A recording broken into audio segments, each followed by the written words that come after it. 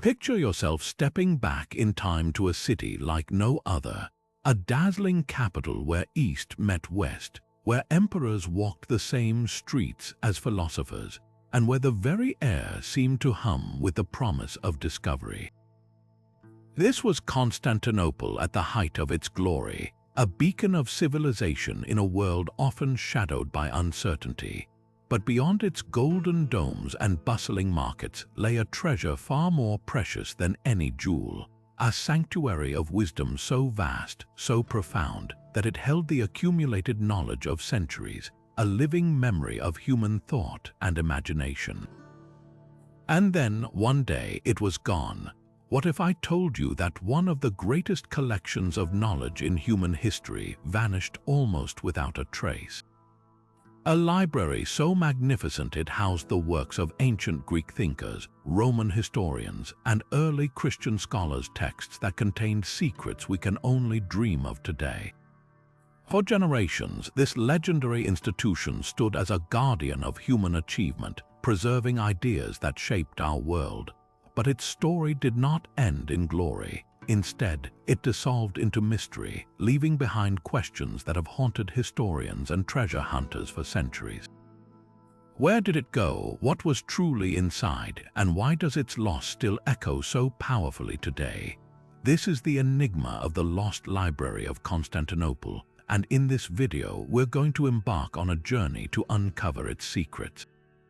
Together, we'll explore how this incredible repository was created, what wonders it contained, and the tantalizing clues surrounding its disappearance. From political intrigue to wartime chaos, from forgotten passages to whispered legends, we'll piece together the fragments of this epic story. So settle in, open your mind to the possibilities, and join me as we step into the shadows of history to rediscover one of the world's most compelling mysteries, a puzzle that invites us not just to learn about the past, but to feel its enduring pulse. To understand the significance of this lost library, we must first appreciate the extraordinary city that cradled it. Our story truly begins in the year 330 AD, when the Roman Emperor Constantine the Great made a momentous decision. He looked upon the ancient Greek city of Byzantium, a bustling port perched on a peninsula at the mouth of the Bosphorus Strait, and saw more than just a trading post. He envisioned a new Rome, a capital that would be impregnable, prosperous, and magnificent. He named it Constantinople, the city of Constantine, and in doing so, he planted the seed for an empire that would last for over 1,000 years. Its location was nothing short of genius. Jutting out into the water, it was protected on 3 sides by the sea, while on the land side, Constantine ordered the construction of massive walls that would prove nearly impossible to breach for centuries. This fortress city stood as the definitive bridge between Europe and Asia, a crossroads for every major trade route of the ancient world. Silk, spices, and gems flowed through its markets, but so did something even more valuable: ideas. Merchants, scholars, diplomats, and travelers from across the known world converged here, bringing with them their languages, their cultures, and their knowledge. As the Western Roman Empire crumbled under pressure from invasions, plunging much of Europe into what we often call the Dark Ages, Constantinople did not just survive, it thrived. It became the brilliant, beating heart of the Byzantine Empire, a direct continuation of Roman law, administration, and engineering, but fused with a rich Greek cultural and intellectual spirit. While literacy and learning declined in the West, the city's streets were lined with schools, universities, and scriptoriums where scribes meticulously copied texts. Emperors and wealthy patrons actively supported philosophers, theologians, scientists, and historians, creating an environment where scholarship was not just preserved, it was celebrated. This unwavering commitment to knowledge made Constantinople the sole guardian of the classical world's intellectual legacy. As libraries elsewhere crumbled to dust or were lost to conflict, Byzantine scholars safeguarded the original works of thinkers like Plato, Aristotle, Homer, and Euclid. They studied and annotated these texts, ensuring that the flame of rational inquiry, scientific thought, and profound literature was never extinguished. It was within this vibrant, scholarly atmosphere, a city that revered the written word as its greatest treasure, that the stage was perfectly set for the creation of a library unlike any other. This was not a quiet hall of forgotten scrolls. It was the living, breathing archive of human civilization itself. This grand vision for a universal archive, a place to gather every strand of human understanding, found its greatest champion not in Constantine, but in his successor more than a century later, Emperor Theodosius II. Ascending to the throne as a mere child in the year 408, Theodosius was raised in the shadow of a great empire and the glow of its scholarly tradition. He grew into a ruler deeply invested not only in the military and political strength of his domain, but also in its intellectual and cultural soul. He understood that a truly great civilization is measured not just by the power of its armies, but by the wisdom it preserves and generates. It was this profound belief that drove him to embark on an ambitious, almost unimaginable project, the creation of a central imperial library designed to be nothing less than the memory of the world. His first and most monumental step was to make the city itself an impregnable fortress for this knowledge. He ordered the construction of massive new land walls, a defensive system so advanced and formidable that they would protect Constantinople from invaders for over 800 years. Behind these great walls, security and stability flourished, providing the perfect environment for scholarship to thrive. Within this safe haven, at the very heart of the imperial palace complex, Theodosius commissioned the library's building. Imagine a structure designed for awe and reverence, a sanctum of learning adjacent to the throne room itself, signaling that knowledge and power were two sides of the same coin. While the exact blueprints are lost to time, historical accounts describe a grand hall with a high, vaulted ceiling, lined from floor to ceiling with wooden shelves and cabinets called armaria, each filled with precious codices and scrolls. Niches likely held statues of great thinkers like Plato and Aristotle, their silent presence overseeing the readers below. Here, natural light would have streamed in, illuminating the meticulous work of scribes and the quiet study of scholars, all operating under the direct patronage and protection of the emperor. But a library is defined by its collection, and Theodosius initiated a project of breathtaking scope to fill this magnificent space. He dispatched imperial agents and scholars across the empire and beyond on a mission to seek out, acquire, and copy every significant work they could find. They scoured the ancient libraries of Alexandria, Antioch, and Athens, negotiating for precious texts, some already centuries old and fragile. They collected not only the celebrated Greek classics and Roman histories, but also works on law, medicine, astronomy, geometry, and theology. This was a truly ecumenical effort. Pagan philosophical texts stood alongside early Christian writings, scientific treatises beside epic poetry. The goal was comprehensive preservation, a belief that all knowledge from all sources held value. Under Theodosius's decree, a small army of the most skilled scribes and calligraphers worked in dedicated scriptoriums, tirelessly copying these acquired works onto durable parchment codices.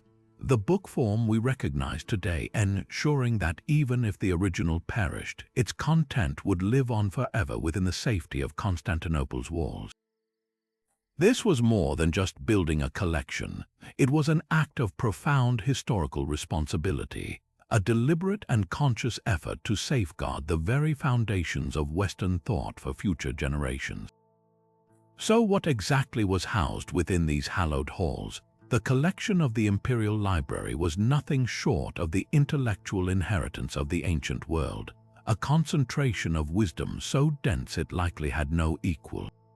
At its heart were the foundational texts of Western philosophy. Imagine being able to pull from a shelf the original, or more likely, impeccably copied, works of Aristotle, not just the fragments we have today, but his complete dialogues, his extensive writings on biology and metaphysics, works that we now know only by their titles. Next to them would have been the complete works of Plato, including texts that may have offered even deeper insights into his theory of forms and the ideal state. The epic poems of Homer, the Iliad and the Odyssey, would have been present in their most authoritative editions, preserving the rhythm and language of the Greek heroic age for future scholars to study and admire. But the library's scope reached far beyond philosophy and poetry.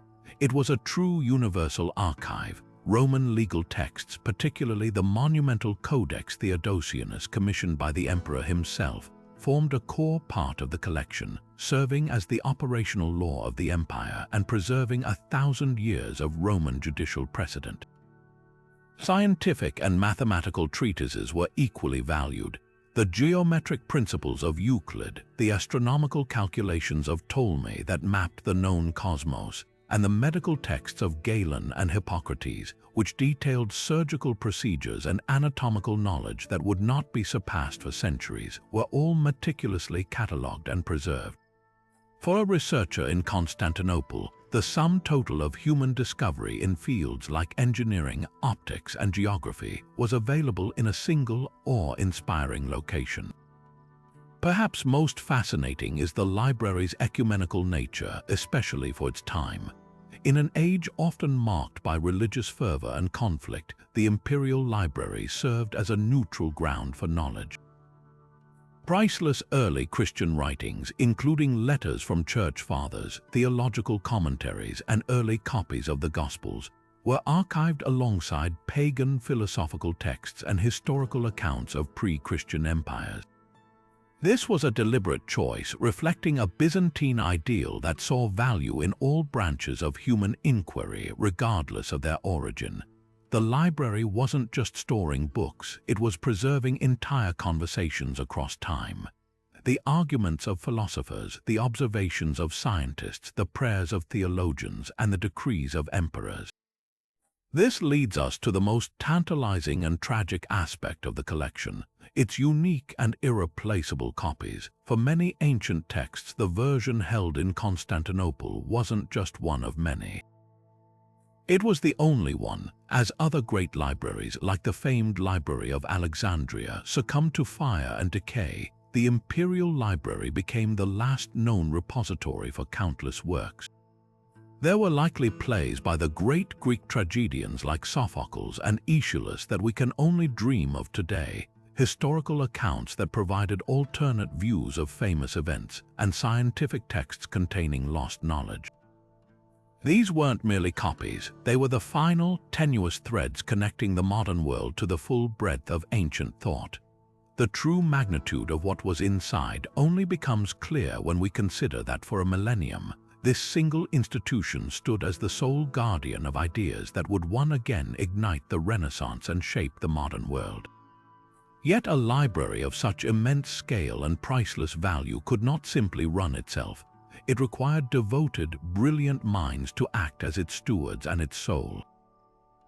These were the librarians and scholars of Constantinople, individuals who saw themselves not merely as custodians of books, but as guardians of civilization itself. They were the human engine behind the vast collection, the ones who curated, expanded, and most importantly, understood the treasure they were protecting. Their work transformed the library from a static repository into a vibrant, living center of intellectual activity that pulsed with debate, discovery, and a profound sense of duty to the future. Perhaps the most legendary figure among these guardians was the 9th-century scholar patriarch Photius. A man of towering intellect and immense political influence, Photius was a true polymath, deeply versed in grammar, philosophy, theology, and law. But his most enduring contribution, one that gives us a direct window into the library's lost contents, is the monumental work known as the Bibliotheca, or myriad of books. This was no simple inventory list. Imagine it as a detailed reader's guide to the library's greatest holdings. In this massive volume, Photius provided summaries and critical commentaries on 279 separate works he had studied within the library's walls. He covered histories, orations, novels, and philosophical treatises, many of which are now completely lost to us.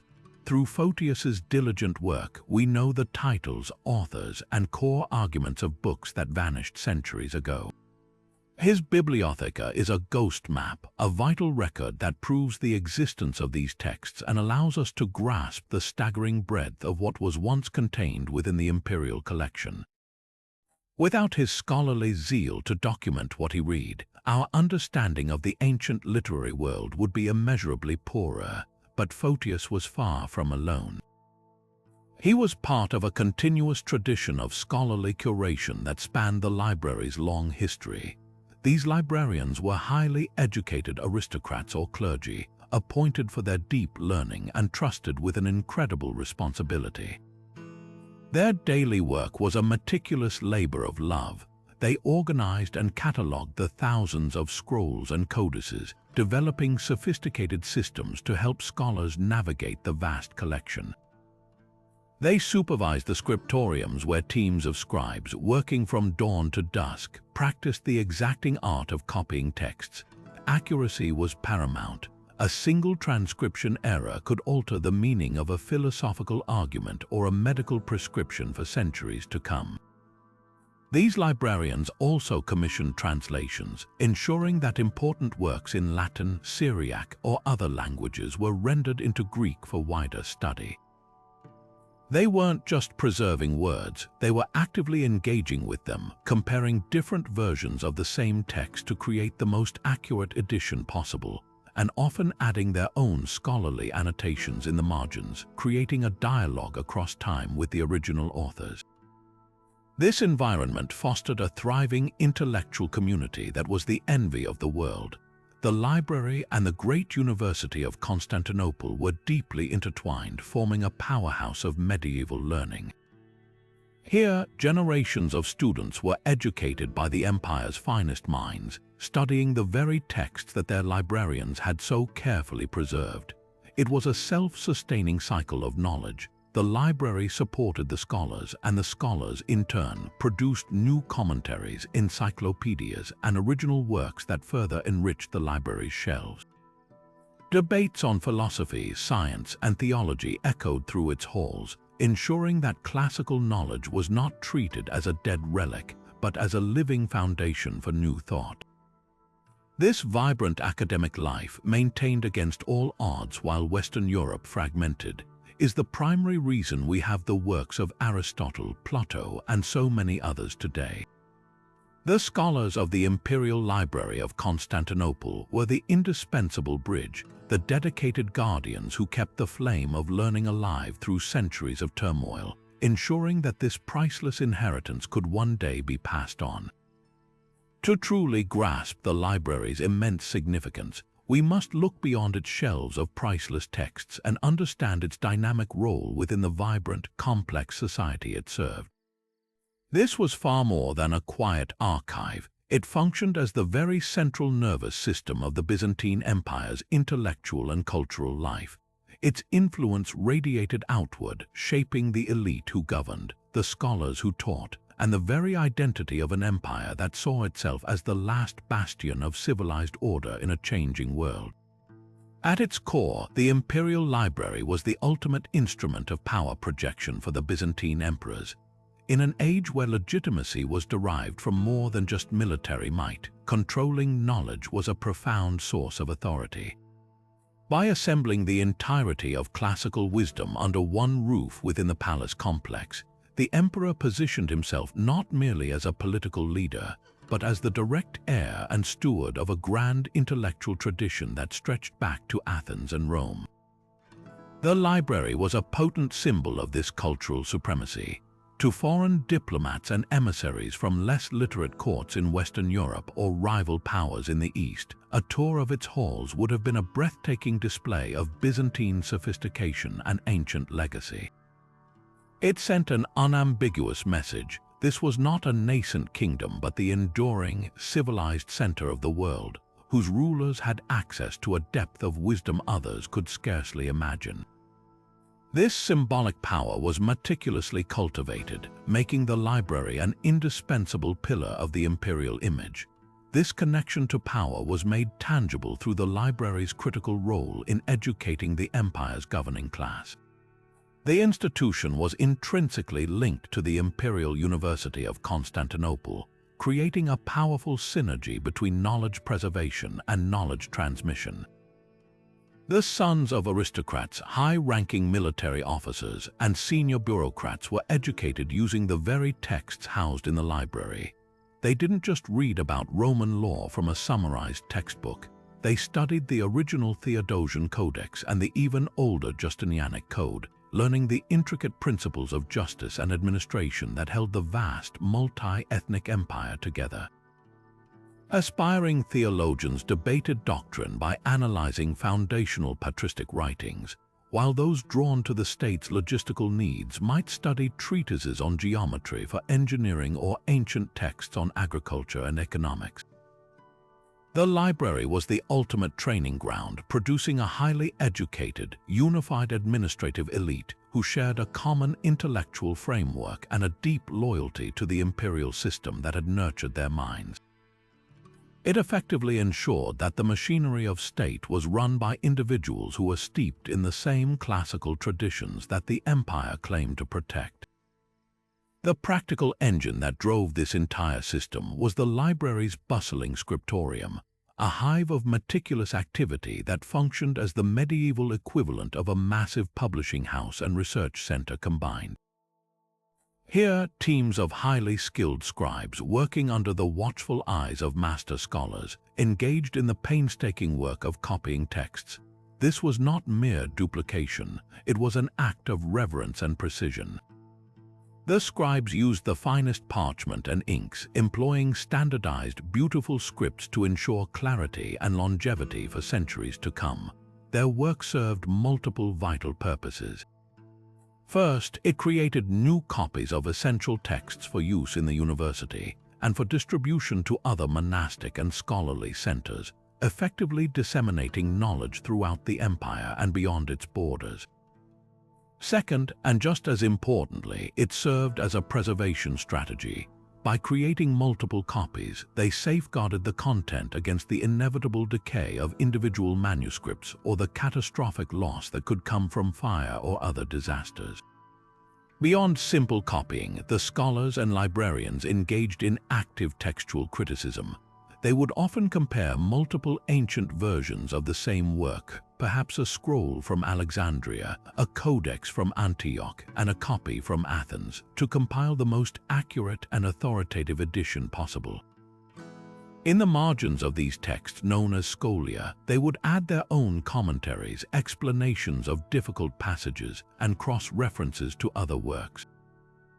This created a living, interactive dialogue with the past, where Byzantine scholars were not passive recipients but active participants in an ongoing conversation with Aristotle, Plato, or Galen.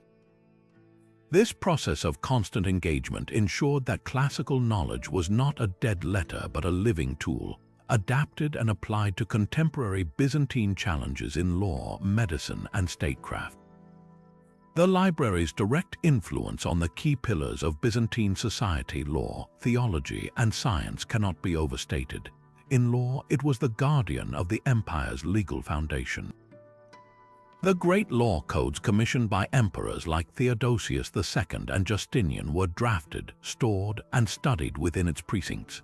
Lawyers and judges consulted these authoritative texts to settle disputes and administer justice across the empire, ensuring a remarkable consistency in legal application for hundreds of years. In theology, which was often the most intense and politically charged field of debate, the library provided the essential primary sources needed to arbitrate orthodoxy from heresy. During the great theological controversies that periodically shook the empire, such as the debates over icons or the nature of Christ, scholars and church fathers would retreat to the library to scour the writings of the early church fathers for evidence to support their positions. The library provided the intellectual ammunition for these spiritual battles, and its authority helped the Orthodox party eventually prevail, shaping the very character of Eastern Orthodox Christianity. In science and medicine, the library ensured that practical knowledge from antiquity was not lost. The medical texts of Galen and Hippocrates, preserved and studied there, formed the curriculum for physicians practicing in Constantinople's hospitals, which were among the most advanced in the world.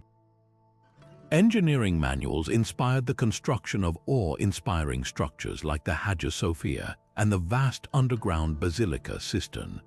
Astronomical charts based on Ptolemy's work were used for navigation and the complex calculations of the church calendar.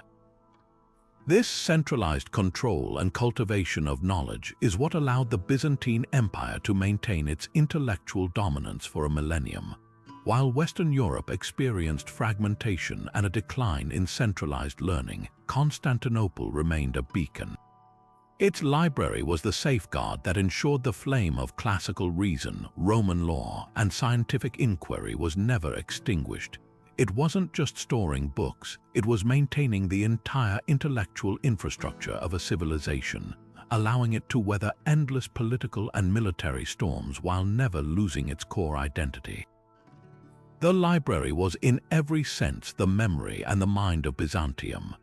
Despite its position of power and prestige, the library's existence was never one of serene, untouchable security. It was, from its very foundation, a treasure under constant threat, its magnificent collection facing perils as varied and relentless as the forces of nature and the follies of mankind. The first great challenge came not from a foreign invader, but from the very citizens it was built to serve. In January of the year 532, the city was convulsed by the Nika riots, a catastrophic uprising that remains one of the most violent episodes in Constantinople's long history. The unrest began at the Hippodrome, the massive chariot racing arena that served as the city's social and political heart. What started as a rivalry between two factions of fans, the Blues and the Greens, quickly exploded into a full-scale revolt against the emperor himself, Justinian. The factions united, proclaiming a new emperor, and for 5 days the city descended into anarchy. Fires set by the rioters became their primary weapon. Flames swept through the city center, consuming churches, public baths, and the grand senatorial palace that stood near the imperial grounds. The great church of Hagia Sophia, which stood at the time, was burned to its foundations. The imperial library, situated within the palace complex, was terrifyingly close to this inferno. While no historical account explicitly states the library was destroyed, the sheer scale of the devastation makes it almost impossible that it escaped entirely unscathed. The fires were described as raging uncontrollably, and the palace precinct was a direct target of the rioters' fury. It is highly likely that at least parts of the library compound suffered damage, whether from encroaching flames, the collapse of nearby burning buildings, or the general chaos of the fighting. Precious manuscripts may have been lost in the blaze, or perhaps, in a more hopeful scenario, hastily evacuated by loyal scholars and guards in a desperate attempt to save them. The Nika riots served as a brutal wake-up call, a demonstration that even behind the mighty Theodosian walls, the heart of the empire was vulnerable to its own internal passions, and its greatest treasures were never truly safe. This man-made disaster was compounded by the indifferent violence of the natural world. Constantinople was built on a major geological fault line, and throughout its history it was regularly shaken by powerful earthquakes. A major tremor in the year 477 caused significant damage to the city's fortifications, and others followed over the centuries. The library, a large stone structure, would have been highly susceptible to this kind of damage. A severe quake could easily have caused shelves to collapse, sending priceless codices tumbling to the floor, or worse, triggering a partial or total collapse of the building itself. While fire was a swift and merciless destroyer, an earthquake presented a different kind of threat, the potential for slow, insidious ruin. A compromised roof could allow rainwater to seep in, promoting rot and mold that would quietly devour the organic parchment over time. Each tremor was a reminder that the fortress of knowledge was vulnerable to the very earth it stood upon. Perhaps the most persistent and subtle threat, however, was the shifting landscape of political and religious ideology. The library's greatest strength was its ecumenical collection, housing pagan philosophy alongside Christian theology. But this very inclusivity could make it a target during periods of intense religious orthodoxy or puritanical fervor.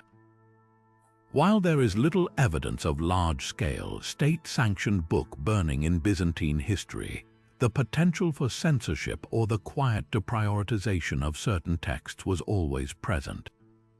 An emperor or patriarch with a particular doctrinal agenda might have withdrawn funding for copying certain pagan works, or ordered that they be stored away and not actively studied, effectively condemning them to a slow death through neglect. The financial health of the library was also tied directly to the priorities of the reigning emperor.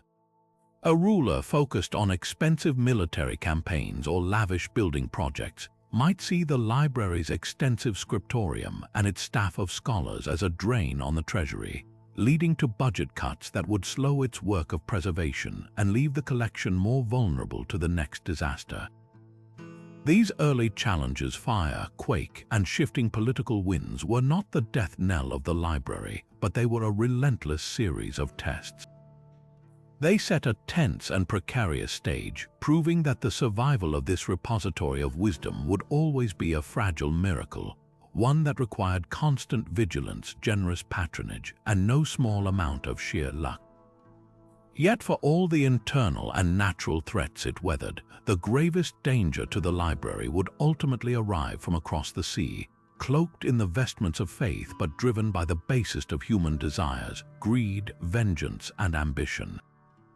The event that would forever shatter the myth of the city's invincibility and deliver a near-fatal blow to its treasury of knowledge was the Fourth Crusade, culminating in the brutal sack of Constantinople in the year 1204.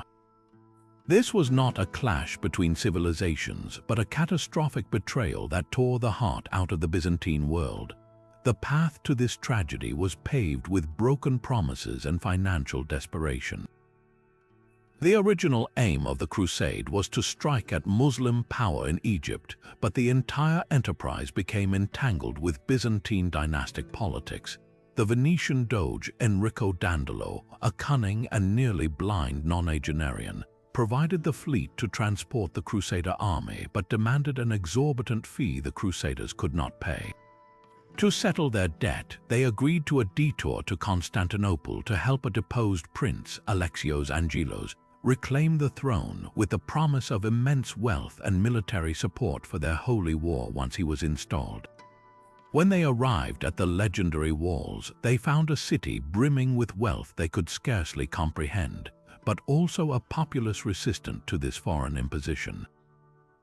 After Prince Alexios was briefly placed on the throne and then overthrown for being unable to pay the Crusaders what he had promised, the Western army's frustration boiled over. Their religious fervor was quickly overshadowed by a calculated decision for outright conquest. The Holy War was abandoned. Instead, the Crusaders turned their siege engines against the largest Christian city in the world. On the 13th of April, 1204, after a series of fierce assaults, the Crusaders finally breached the walls. What followed was not a military occupation, but an orgy of destruction that lasted for 3 days. Eyewitness accounts from both Western chroniclers and Byzantine historians describe a scene of almost unimaginable brutality and sacrilege. Soldiers who had worn the cross on their tunics ravaged the city they had come to aid. They smashed holy icons, tore silk hangings from churches, and pried precious gems from altars. The magnificent Hagia Sophia, the grandest church in Christendom, was desecrated. A prostitute was said to have been placed on the patriarch's throne to sing bawdy songs, while mules were brought inside to carry away piles of looted silver and gold. The imperial palace and the library within it would have been a prime target. To the Crusader knights, many of whom were illiterate, the beautifully illuminated manuscripts and ancient scrolls would have held little intrinsic value compared to gold chalices or jeweled reliquaries.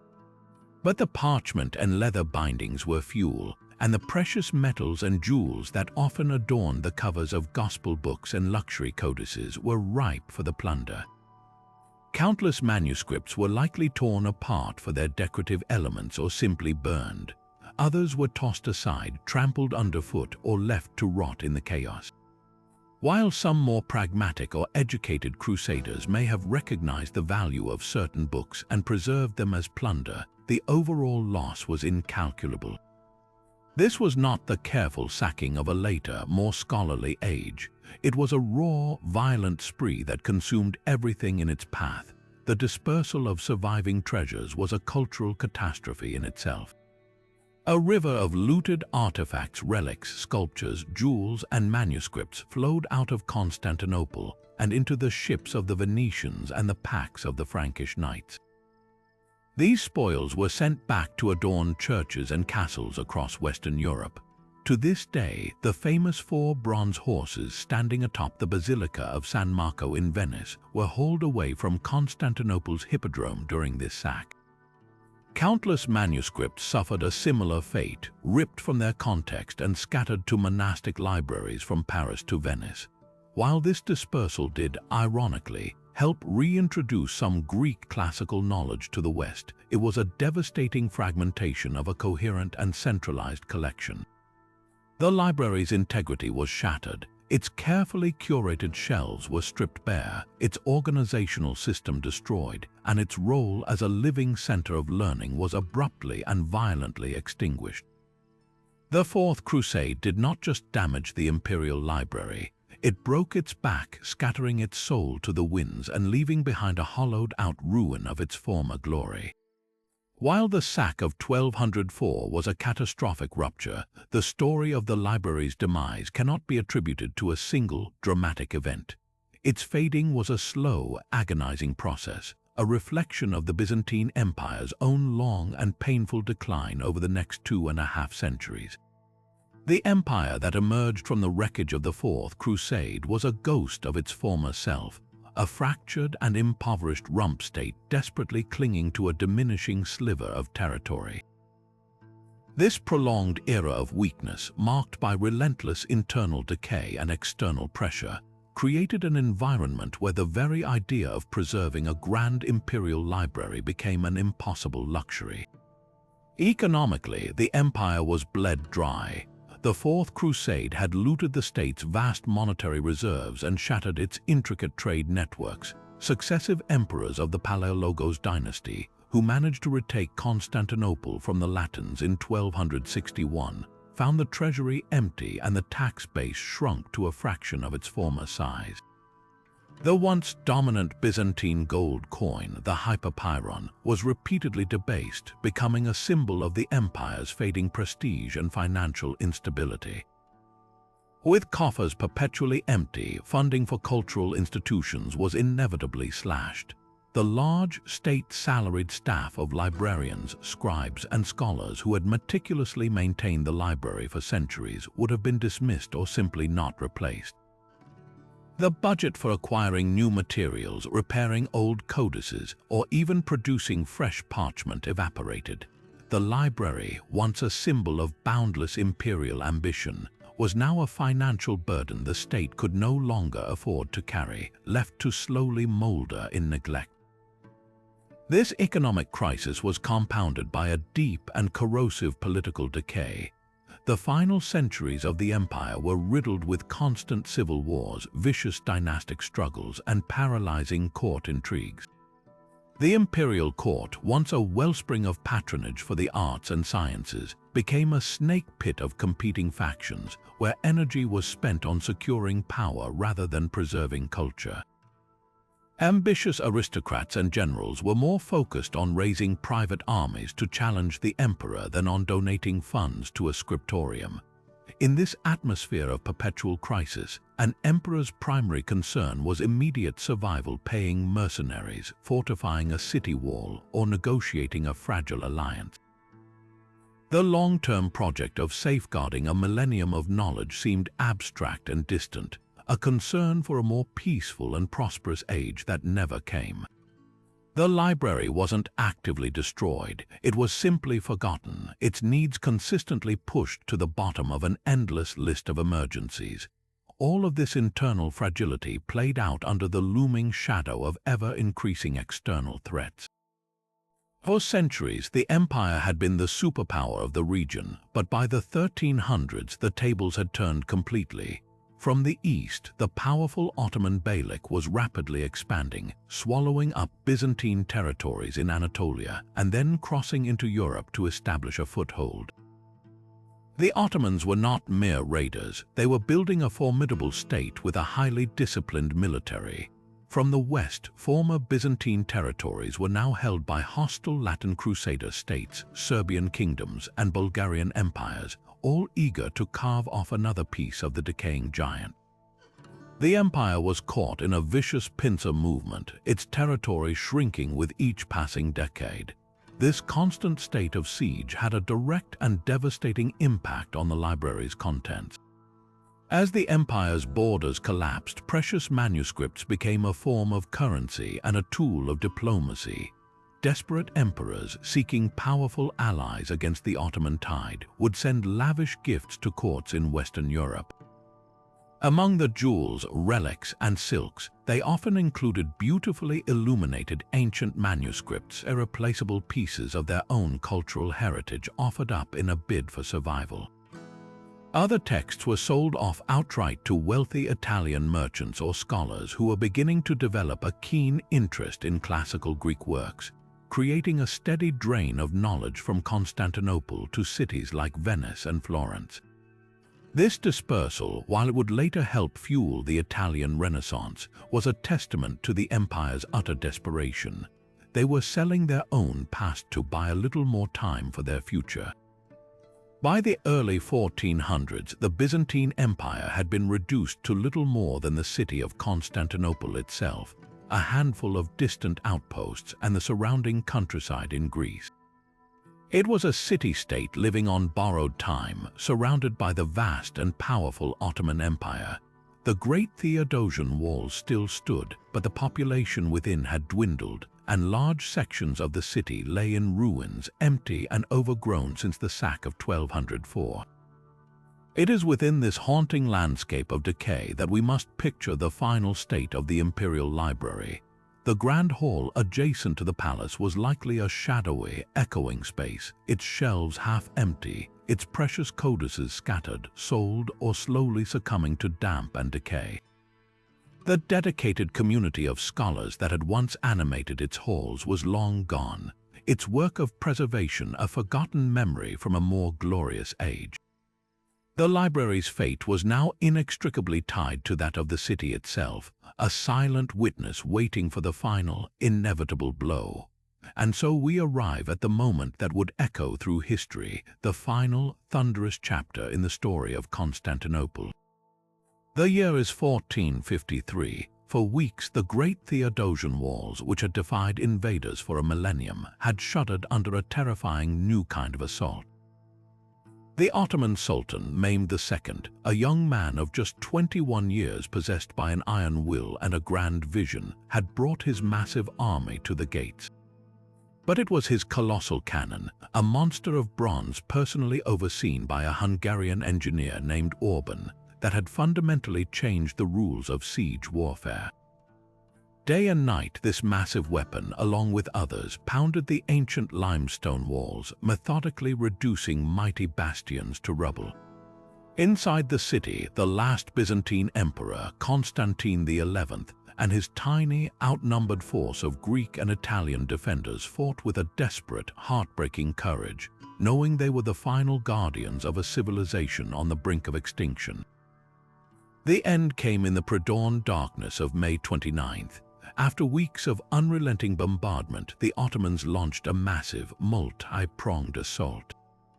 The defenders, exhausted and stretched thin, repelled wave after wave, but finally, a small group of Ottoman troops discovered a critical failure. A small postern gate, the Kirka Porta, had been left open in a section of the wall.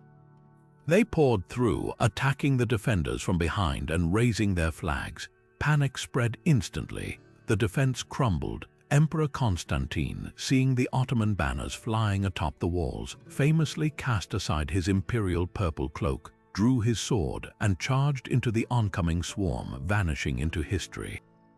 With the walls breached, the Ottoman army flooded into the city. The order was given for 3 days of plunder, as was the custom of the time for a city that had refused to surrender.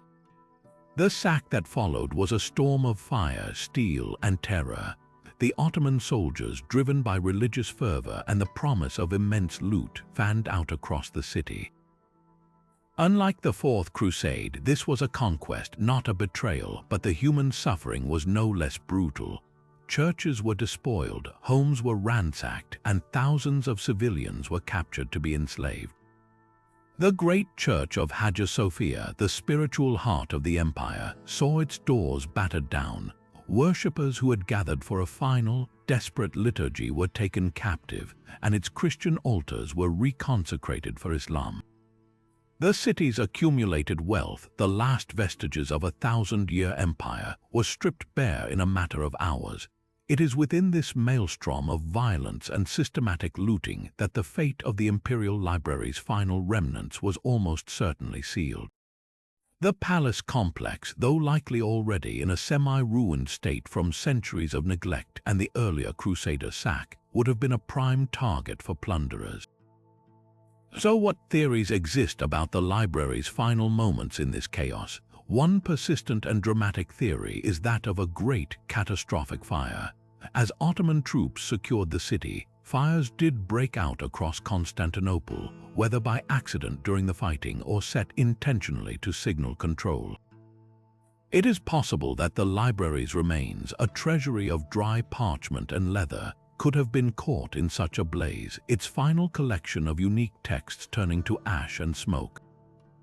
This would be a fittingly tragic end for a repository of knowledge that had survived for so long against so many odds. A second, and perhaps more likely, theory is one of simple, opportunistic looting and dispersal.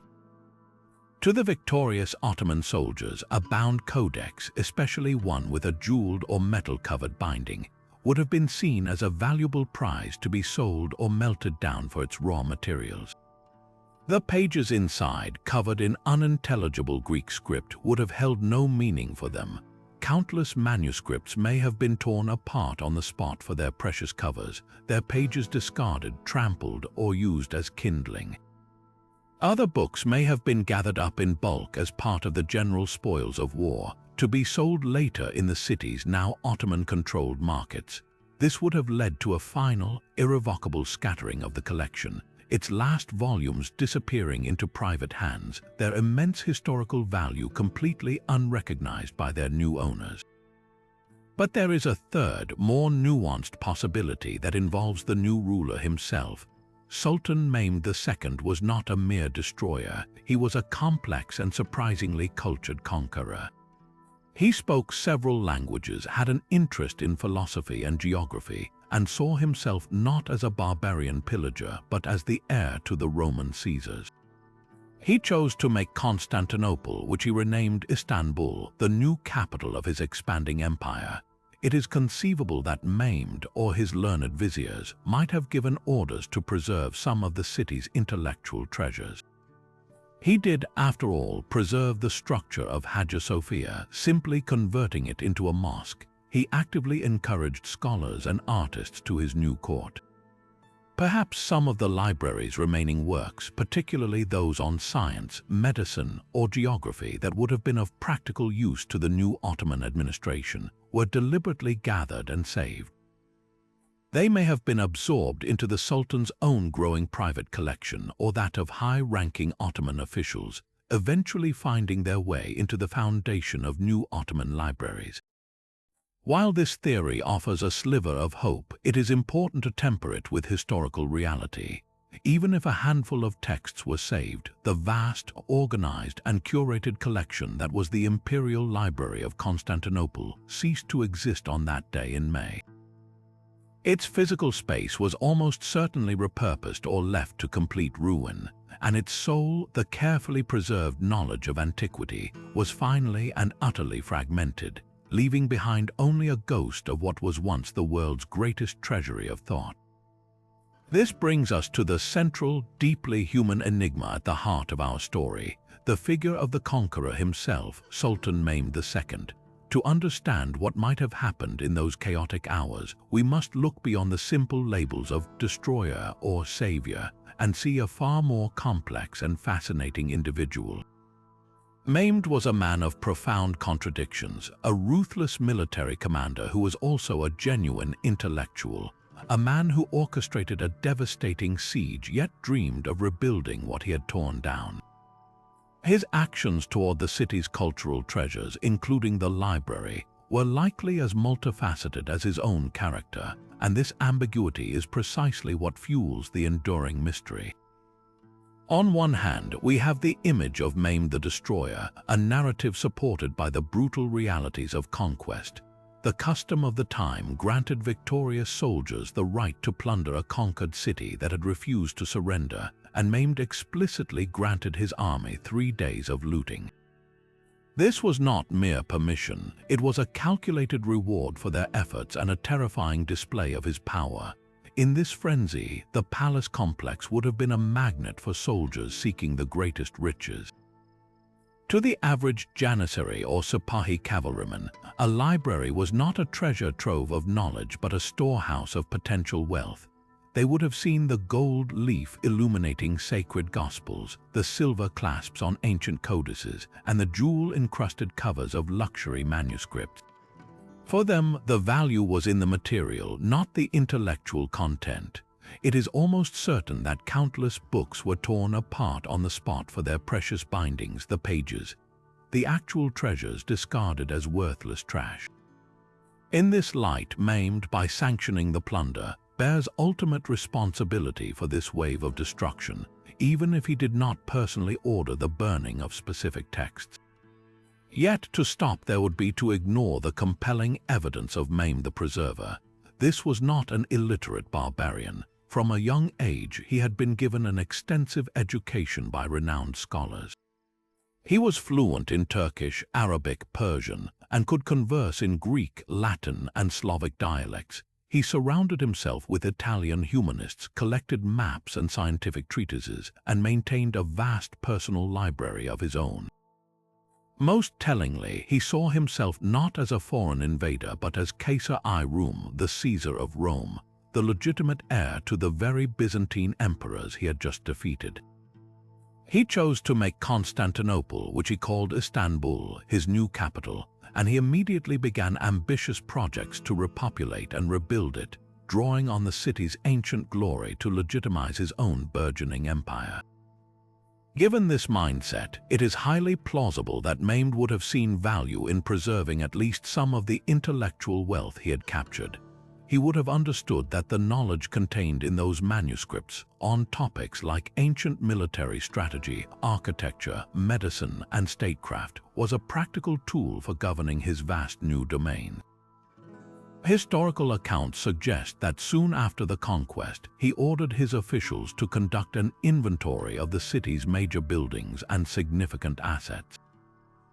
It is not a great leap to imagine that such an inventory might have included the contents of the imperial palace, and that scholars in his retinue were tasked with identifying valuable books. While the main library hall may have been ransacked, it is possible that a curated selection of the most important surviving texts, particularly those on science, geography, and history, were gathered and absorbed into the Sultan's own growing collection in the Topkapi Palace.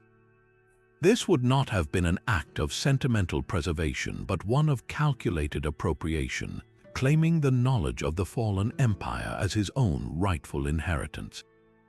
The truth, as it often is in history, likely lies in a messy middle ground, a victim of timing and chaos.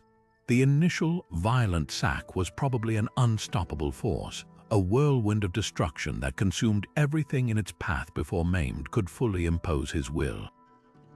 His priority in the first 48 hours would have been securing the walls, pacifying the city, and consolidating his military victory.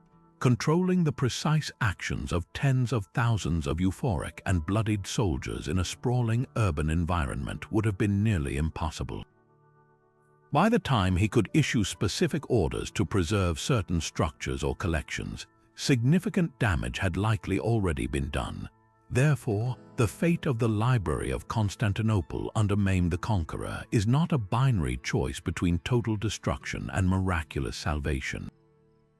The most probable scenario is one of catastrophic loss with a few fragile threads of survival.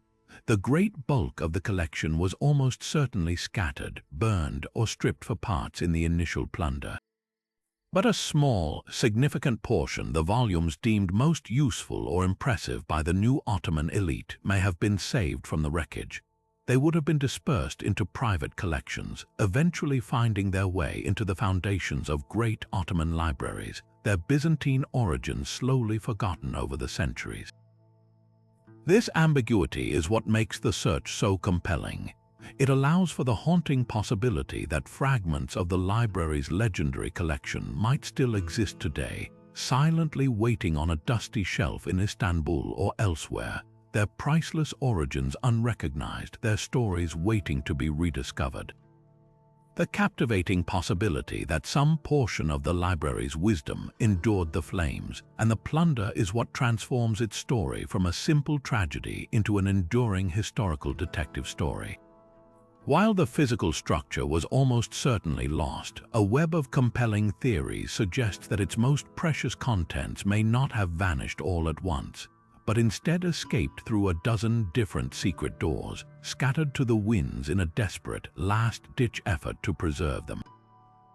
The idea that everything was destroyed in a single, catastrophic event feels almost too neat, too final for an institution that had survived for a millennium on cunning and resilience.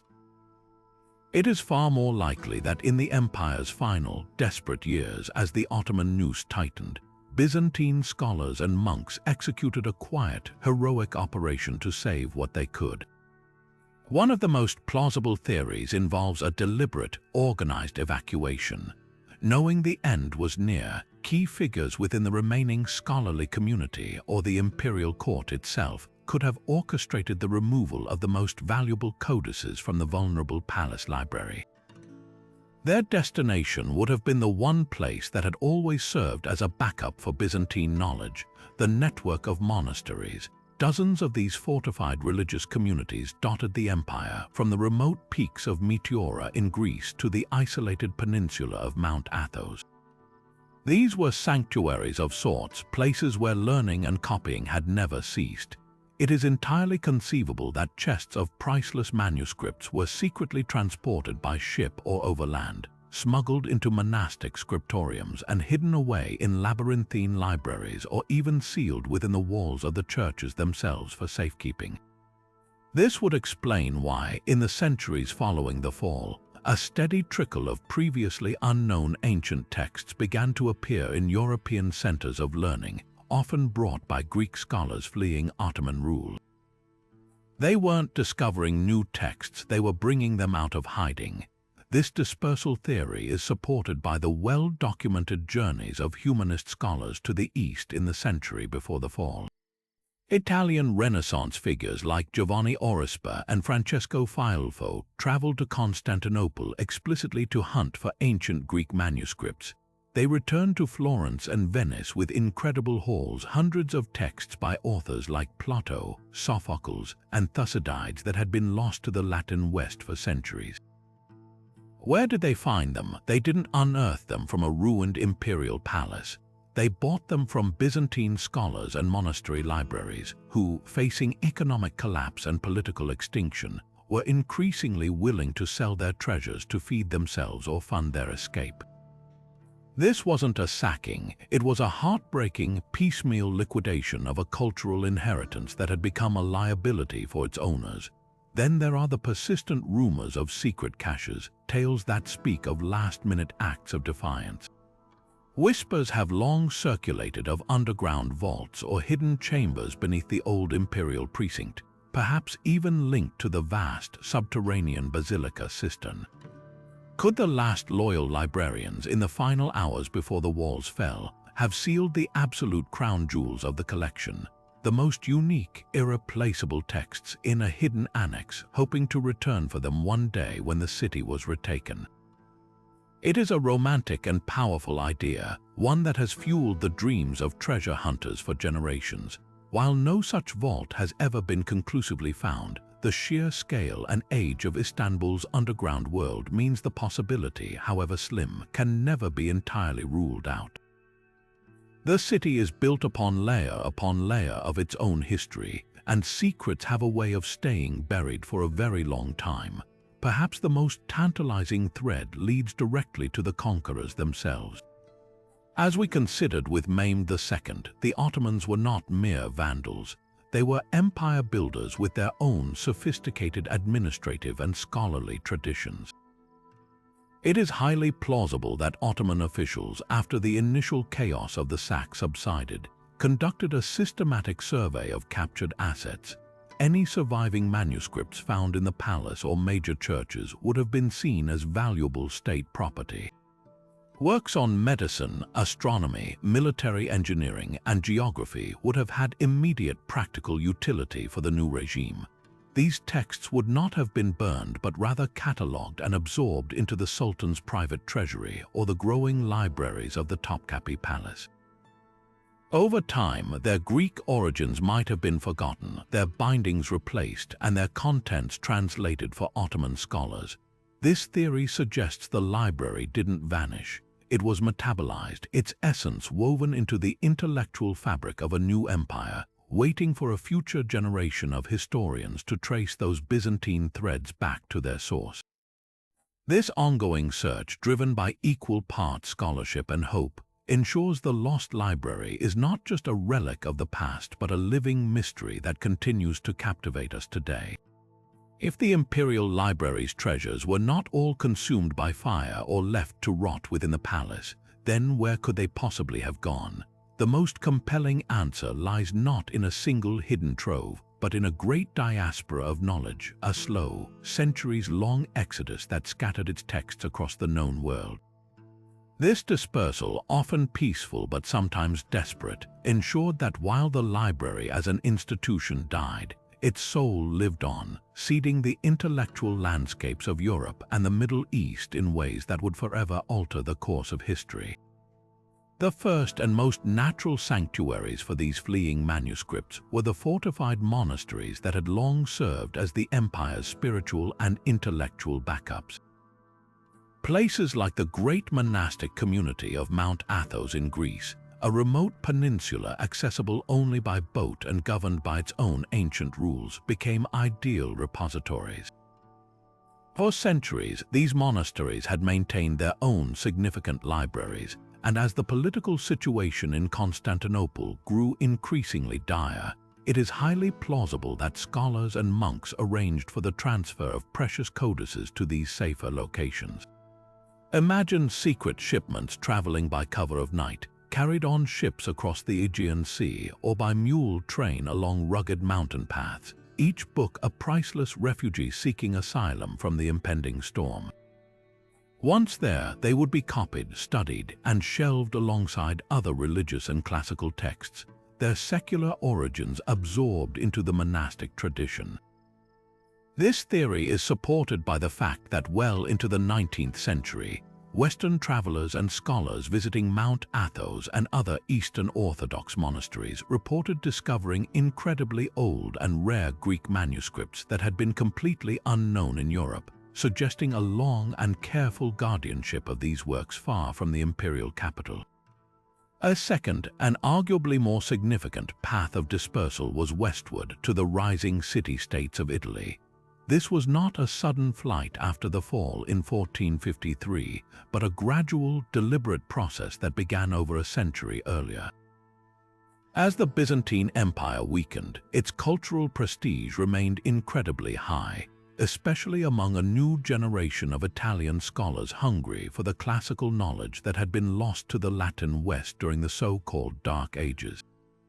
These men, the early humanists of the Renaissance, actively journeyed to Constantinople on a mission to learn Greek and to acquire the ancient texts they knew must still exist there. Figures like Giovanni Orispa returned to Venice in 1423 with a staggering collection of over 238 manuscripts, including complete works of Plato, Sophocles, and Euripides that had been virtually unseen in Western Europe for nearly a millennium. Another scholar, Francesco Filfo, married the daughter of his Byzantine teacher and returned to Italy with a vast personal library of Greek texts. They did not find these treasures in a ruined palace. They acquired them through purchase and scholarship, often from Byzantine intellectuals who were themselves increasingly aware of their empire's fragility and saw both a financial and cultural opportunity in dealing with these passionate Italian buyers. This steady flow of knowledge didn't just preserve texts, it directly ignited the Italian Renaissance, providing the raw intellectual fuel for thinkers like Marsilio Ficino and artists like Botticelli to re-engage with the full spectrum of classical philosophy, science, and art. We must also consider the vast and sophisticated scholarly networks of the Islamic world, which had long engaged in a rich exchange of ideas with Byzantium. While the Ottoman conquest was a military and political event, the Islamic tradition, particularly in centers like Baghdad and later within the Ottoman court itself, had a deep reverence for ancient Greek learning in fields like medicine, astronomy, mathematics, and philosophy. Great works by Aristotle, Galen, and Ptolemy had been translated into Arabic centuries before and were foundational to the Islamic Golden Age. It is entirely plausible that in the aftermath of the conquest, Ottoman scholars and officials, recognizing the value of these texts, deliberately preserved them. They would have been gathered up not as spoils of war to be melted down for their gold, but as resources to be studied and utilized. These manuscripts could have been translated into Turkish or Arabic, their bindings replaced, and their origins gradually forgotten as they were absorbed into the magnificent libraries of the Topkapi Palace or other great Ottoman learning centers. This would mean that some of the library's contents didn't vanish. They were simply translated and assimilated into a new intellectual tradition, their Byzantine provenance erased by time. Finally, we cannot discount the role of sheer, chaotic chance in the form of the antiquities market. In the final decades of the empire and in the messy aftermath of the fall, countless artifacts from religious relics to everyday pottery were sold off by their owners to raise money for escape or simply to survive under new rulers. Manuscripts, especially those with ornate, jeweled covers, would have been seen as valuable commodities. A soldier might loot a codex for its gold, only to have a more pragmatic merchant later rescue the pages from the trash and sell them on. A refugee family might use a precious book as a bartering tool to secure passage on a ship. Through these countless individual transactions, fragments of the library's collection would have entered the stream of commerce, eventually finding their way into the private collections of wealthy European merchants, Italian nobles, or even Ottoman officials who had no idea of the text's true origin. This random, undirected dispersal is perhaps the most tragic, as it meant the final, irrevocable fragmentation of the collection's curated order. Its carefully organized shelves ending up as scattered, anonymous curios on 100 different shelves across 2 continents. This great scattering, while ensuring the physical survival of individual texts, forever destroyed the library's true power, its role as a single, unified, and organized memory of the ancient world. Yet the preservation of these precious texts was only the first step. Their true impact could only be unlocked through the painstaking work of translation, a task that fell to a new generation of Greek scholars who found themselves exiles in a foreign land. Following the fall of Constantinople in 1453, a wave of highly educated Byzantine intellectuals fled to Italy, bringing with them not only their personal libraries but also an intimate, native understanding of the language and philosophy contained within them. Figures like Manuel Chrysoloras, who had already begun teaching in Florence years before the final siege, and later his nephew John Argyropoulos and the brilliant polymath Cardinal Bessarion, became the essential bridge between the ancient Greek world and the eager Italian humanists. They did not merely translate words, they conveyed entire systems of thought, explaining the subtle nuances of Platonic philosophy and Aristotelian logic to students who were hearing these ideas in their original, unadulterated form for the very first time. This was not a dry academic exercise, it was a passionate, collaborative effort to resurrect a lost world of thought. The Medici family in Florence, recognizing the immense cultural value of this endeavor, became prolific patrons, funding translation projects and establishing centers of learning where these Greek scholars and Italian humanists could work side by side. Through this extraordinary partnership, the dense, complex works of Plato, once accessible only to a tiny elite in the East, were translated into Latin, the common scholarly language of the West, and began to circulate among a much wider audience. This flood of new-old ideas provided the essential intellectual spark that ignited the Florentine Platonic Academy and fueled the philosophical fire of the High Renaissance, giving artists and thinkers a profound new conceptual framework for understanding humanity's place in the universe.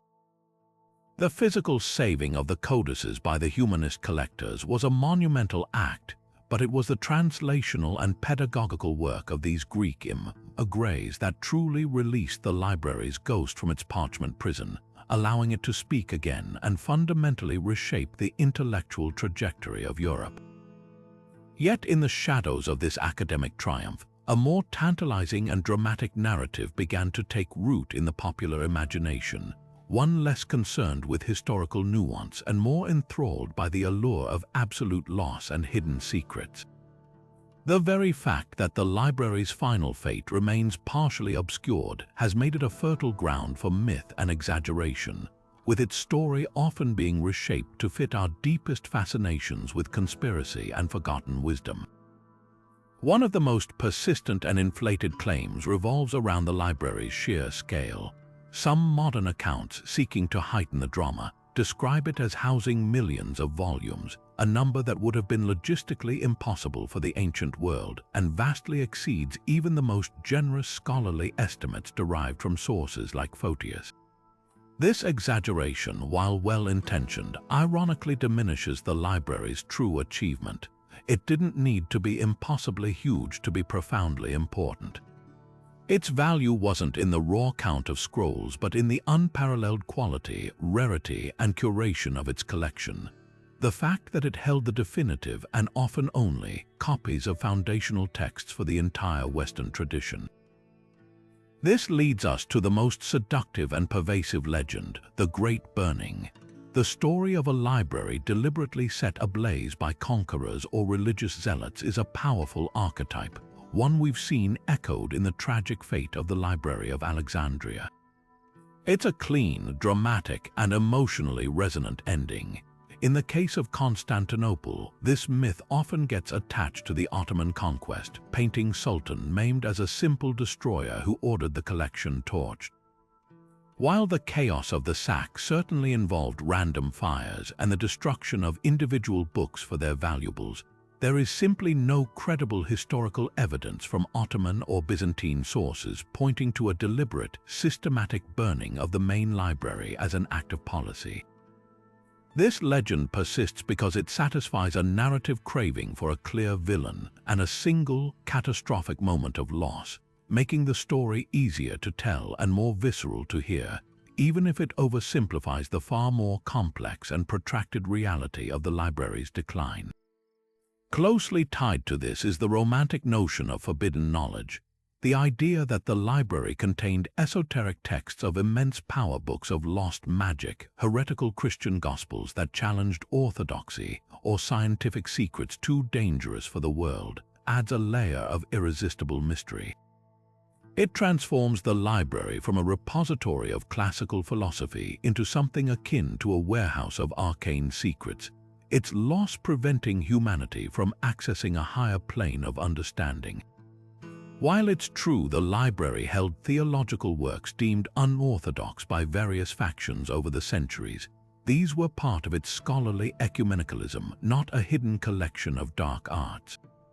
The legend of forbidden knowledge speaks to our modern desire for there to be answers just out of reach, a single key that could unlock the universe's greatest mysteries, tragically lost to time. In reality, the knowledge lost was likely more profound in its academic than its mystical value. The complete plays of Aeschylus, the full historical works of Livy, the entire botanical studies of Theophrastus. Their loss is arguably just as devastating, but in a way that is intellectual rather than supernatural.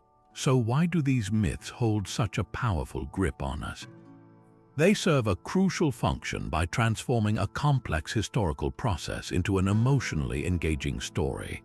A slow decay due to economic neglect and political infighting is harder to visualize and connect with than a mighty flame consuming wisdom in a single night. A deliberate act of destruction provides a clear enemy and a moment of righteous outrage. Forbidden knowledge offers the tantalizing possibility that something world-changing still lies hidden, waiting to be found. These stories are not merely falsehoods, they are a form of cultural storytelling that reveals our own relationship with history, knowledge, and loss. They add layers of pathos and mystery that ensure the Lost Library of Constantinople remains not just a subject for academic papers, but a permanent fixture in our collective imagination, a ghost that continues to haunt our curiosity about the past and what might have been. But the story of this library is not one we can reconstruct from written accounts alone. To move beyond the shadows of history and legend, we must turn to the tangible world, to the very earth upon which Constantinople stood, and ask a profoundly difficult question: where are the stones? The search for physical evidence of the Imperial Library is one of the most challenging and compelling archaeological detective stories of our time. A pursuit that pits the methodical tools of modern science against centuries of urban development, political upheaval, and the simple, relentless passage of time. The primary challenge is the city itself. Modern Istanbul is a vast, teeming metropolis of over 15 million people, a living city built directly atop its ancient layers. The heart of old Constantinople, the area that once housed the Great Palace and its adjacent library, is not an open archaeological field. It is a dense urban neighborhood known today as Sultanahmet. Here, the foundations of Ottoman mosques, Byzantine churches, and modern hotels are intertwined in a deeply complex stratigraphy. Major excavations are incredibly difficult, expensive, and disruptive, often requiring the demolition of existing structures, or can only proceed in small, opportunistic pockets when a new construction project breaks ground. Archaeologists are not simply digging in a vacant lot, they are performing delicate surgery on a living, breathing city. The most promising zone for this search is the sprawling complex that was once the great palace of the Byzantine emperors. This was not a single building but a vast district of reception halls, churches, barracks, gardens, and administrative buildings that sprawled from the hippodrome down to the Sea of Marmara. Historical sources place the main imperial library, or the bibliotheca, within this secure palace precinct, likely near the throne room or the main ceremonial chambers. Over the past centuries, several key excavations have targeted this area. One of the most significant was led by British archaeologists in the 1930s, who uncovered a stunning section of the palace floor. The famous Great Palace Mosaic Museum now protects a breathtaking expanse of intricate 5th and 6th century floor mosaics depicting hunting scenes, mythological beasts, and daily life. While these mosaics are not the library itself, they vividly illustrate the immense wealth and artistic sophistication of the palace complex in which the library was a central feature. Other digs have uncovered structural remains that scholars tirelessly analyze for clues. The ruins of large, apsidal-ended halls with niches set into the walls have been found. Could these niches have been the armaria, the wooden cabinets or shelves that held the library's codices? The discovery of a building with a layout that suggests a large, well-lit, centralized hall adjacent to smaller, cell-like rooms might align with descriptions of a main reading room surrounded by scriptoriums where scribes did their work. Every fragment of polished marble, every piece of decorative molding found in this area is scrutinized for any hint that it might have been part of a grand institution of learning rather than a residential or administrative space. Perhaps the most tantalizing physical evidence doesn't come from the library's structure, but from its tools. In various excavations around the palace area, archaeologists have discovered artifacts directly linked to the bookmaking trade. These include bronze and bone styluses used for writing on wax tablets, ceramic and glass inkwells that once held the rich black and red inks for manuscripts, and even small, finely carved ivory panels that might have once been the decorative covers for precious codices. While a single inkwell does not a library make, the concentration of such finds in a specific area builds a compelling circumstantial case. It paints a picture of a neighborhood where the creation and handling of books was a common, everyday activity, strongly supporting the historical texts that place the imperial scriptorium and its associated library within the palace grounds. The search also extends below ground. Istanbul is a city of captivating subterranean spaces, from the vast basilica cistern to hundreds of smaller, forgotten chambers. Archaeologists and historians have long wondered if, in the final, desperate hours before the Ottoman conquest, librarians or officials might have hidden the most precious volumes in sealed underground tunnels or vaults beneath the palace to protect them from the impending sack. While no such hidden chamber packed with manuscripts has ever been found, the possibility continues to inspire exploration. Ground-penetrating radar surveys have been used to map anomalies and voids beneath the modern streets, each one a potential clue, a secret waiting for the right moment to be revealed. The greatest discovery, of course, remains elusive. No excavator's trowel has yet struck a foundation stone engraved with the word Bibliotheca, and no hidden room has yielded stacks of parchment waiting to be read. The library's physical footprint appears to have been utterly swept away, likely dismantled for its valuable building materials during the Ottoman period, or simply built over so completely that it may never be found. Yet the ongoing search itself is a testament to the library's enduring power. Each small discovery, a mosaic, an inkwell, a niche in a wall, is a piece of the puzzle, a silent witness that helps us move from the realm of pure myth closer to the hard, physical reality of the place that once guarded the memory of the ancient world. This dispersal of knowledge, this great exodus of texts from the crumbling empire, did not simply preserve old ideas, it acted as a powerful catalyst, igniting the intellectual and cultural explosion we now call the Renaissance. The connection is direct and profound. The fall of Constantinople in 1453 sent a wave of the most highly educated Greek scholars fleeing westward into Italy, carrying with them not only their language and their expertise, but most importantly, the very manuscripts that contain the complete, unadulterated wisdom of the classical world. These immigrants became the essential bridge, the human key that unlocked the full potential of the ancient texts that Italian humanists had been gradually collecting for decades. Prior to this, Western Europe's access to Greek classics was fragmentary at best. Much of the knowledge from authors like Plato and Aristotle had been filtered through Latin translations, often made from Arabic versions which were themselves translations of the Greek originals. This was a game of telephone spanning centuries and cultures where nuances were lost, contexts were blurred, and entire works were missing. The arrival of native Greek speakers with authoritative codices from Constantinople changed everything. Suddenly, scholars in Florence, Venice, and Rome could engage directly with the source material. They could read Plato's dialogues not as summarized doctrines but as living, breathing conversations. They could study Aristotle's works on ethics and politics in their full complexity, and delve into scientific and mathematical texts that had been utterly lost to the Latin West.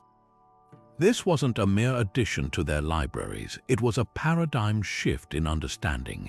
The impact on art was immediate and revolutionary. Renaissance artists, buoyed by this flood of new-old ideas, began to see their work not as a mere craft for devotional purposes, but as a form of philosophy itself. The rediscovery of texts detailing the Greek ideals of beauty, harmony, and proportion gave them a theoretical foundation. Concepts like humanism, derived from a direct engagement with Greek philosophy, placed mankind at the center of the universe, leading artists to focus on realistic, emotionally resonant human forms. The sculptors Donatello and Michelangelo studied newly available Greek texts on anatomy to achieve a breathtaking realism in their figures that had not been seen since antiquity. Botticelli's paintings, like The Birth of Venus, are direct visual translations of Neoplatonic ideas that were being fervently debated in the Florentine Platonic Academy, an institution that would not have existed without the texts and teachings of Greek scholars like Gemistos Plethon. In the realms of science and geography, the influence was equally transformative. The works of the ancient astronomer Ptolemy, whose detailed star charts and geocentric model of the universe had been meticulously preserved in Constantinople, were reintroduced to the West. His Almagest became a foundational textbook, and while his model was later challenged, it provided the crucial starting point for the scientific revolutions of Copernicus and Galileo. Similarly, the geographical works of Strabo, which contained detailed descriptions of the known world, provided European explorers with a more accurate understanding of geography, indirectly fueling the age of discovery. The potential survival of unique medical texts by Galen and Hippocrates allowed for a more sophisticated approach to medicine, moving beyond folk remedies and superstition towards a system based on empirical observation and classical theory. Perhaps the most profound impact was on philosophy and the very concept of the individual. The pre-Renaissance medieval worldview was largely defined by scholasticism, which sought to reconcile faith and reason within a strict Christian framework. The arrival of complete Platonic and Aristotelian works, especially through the teachings of Greek scholars, offered a dramatic alternative. Platonism, with its focus on ideal forms and the eternal nature of the soul, provided a new way to conceptualize beauty, truth, and divinity that was not in direct opposition to Christianity but existed on a parallel, enriching track. This infusion of Greek thought didn't just add new topics for debate. It fundamentally expanded the boundaries of what was possible to think about. It encouraged a spirit of inquiry, skepticism of authority, and a celebration of human potential that became the hallmarks of Renaissance thinking. The individual was no longer just a soul awaiting salvation, but a capable, curious being with the potential to understand and shape the world through reason and creativity. This intellectual awakening, this rebirth, was powered directly by the pages that had been so carefully preserved for a millennium in the Imperial Library of Constantinople, their final great act to seed the future long after their own home had fallen. The enduring mystery of this lost treasure has not been surrendered to the past. It is actively pursued in the present with tools the ancient Byzantines could never have imagined. Today, the search for the Imperial Library has entered a new high-tech era, where archaeologists and historians are swapping shovels for satellites and sonar, attempting to peer through centuries of earth and stone without ever breaking ground. This modern quest is driven by a powerful fusion of cutting-edge technology and an undiminished passion to solve one of history's greatest puzzles, keeping the legend vibrantly alive in our contemporary world. One of the most promising technologies deployed in this digital hunt is ground-penetrating radar, or GPR. This remarkable system works like an ultrasound for the Earth, sending high-frequency radio waves into the ground and then reading the signals that bounce back. Different materials, solid bedrock, a hollow cavity, or a buried wall reflect these waves uniquely, allowing operators to create detailed three-dimensional maps of subterranean features. In the dense urban environment of modern Istanbul, where large-scale excavation is often impossible, GPR is invaluable. Teams have carefully guided these radar units over parks, parking lots, and other open spaces within the suspected palace complex, searching for the telltale signatures of large, rectangular foundations or the distinctive layout of a grand hall that could match historical descriptions of the library. Each anomalous reading, each hidden void or buried structure, sparks a surge of excitement, offering a potential clue to the library's final resting place without disturbing a single stone of the city above. The search extends far beyond street level, reaching literally into orbit. Satellite imagery and aerial photogrammetry provide a bird's-eye view that can reveal patterns and features invisible from the ground. By analyzing high-resolution images taken from different angles, experts can create incredibly detailed digital elevation models of the city's topography. These models can sometimes expose the faint outlines of long-buried walls or foundations pressing up against the modern surface, ghostly impressions of the ancient city plan lingering beneath the pavement. Furthermore, the analysis of soil moisture and vegetation growth from space can indicate buried structures.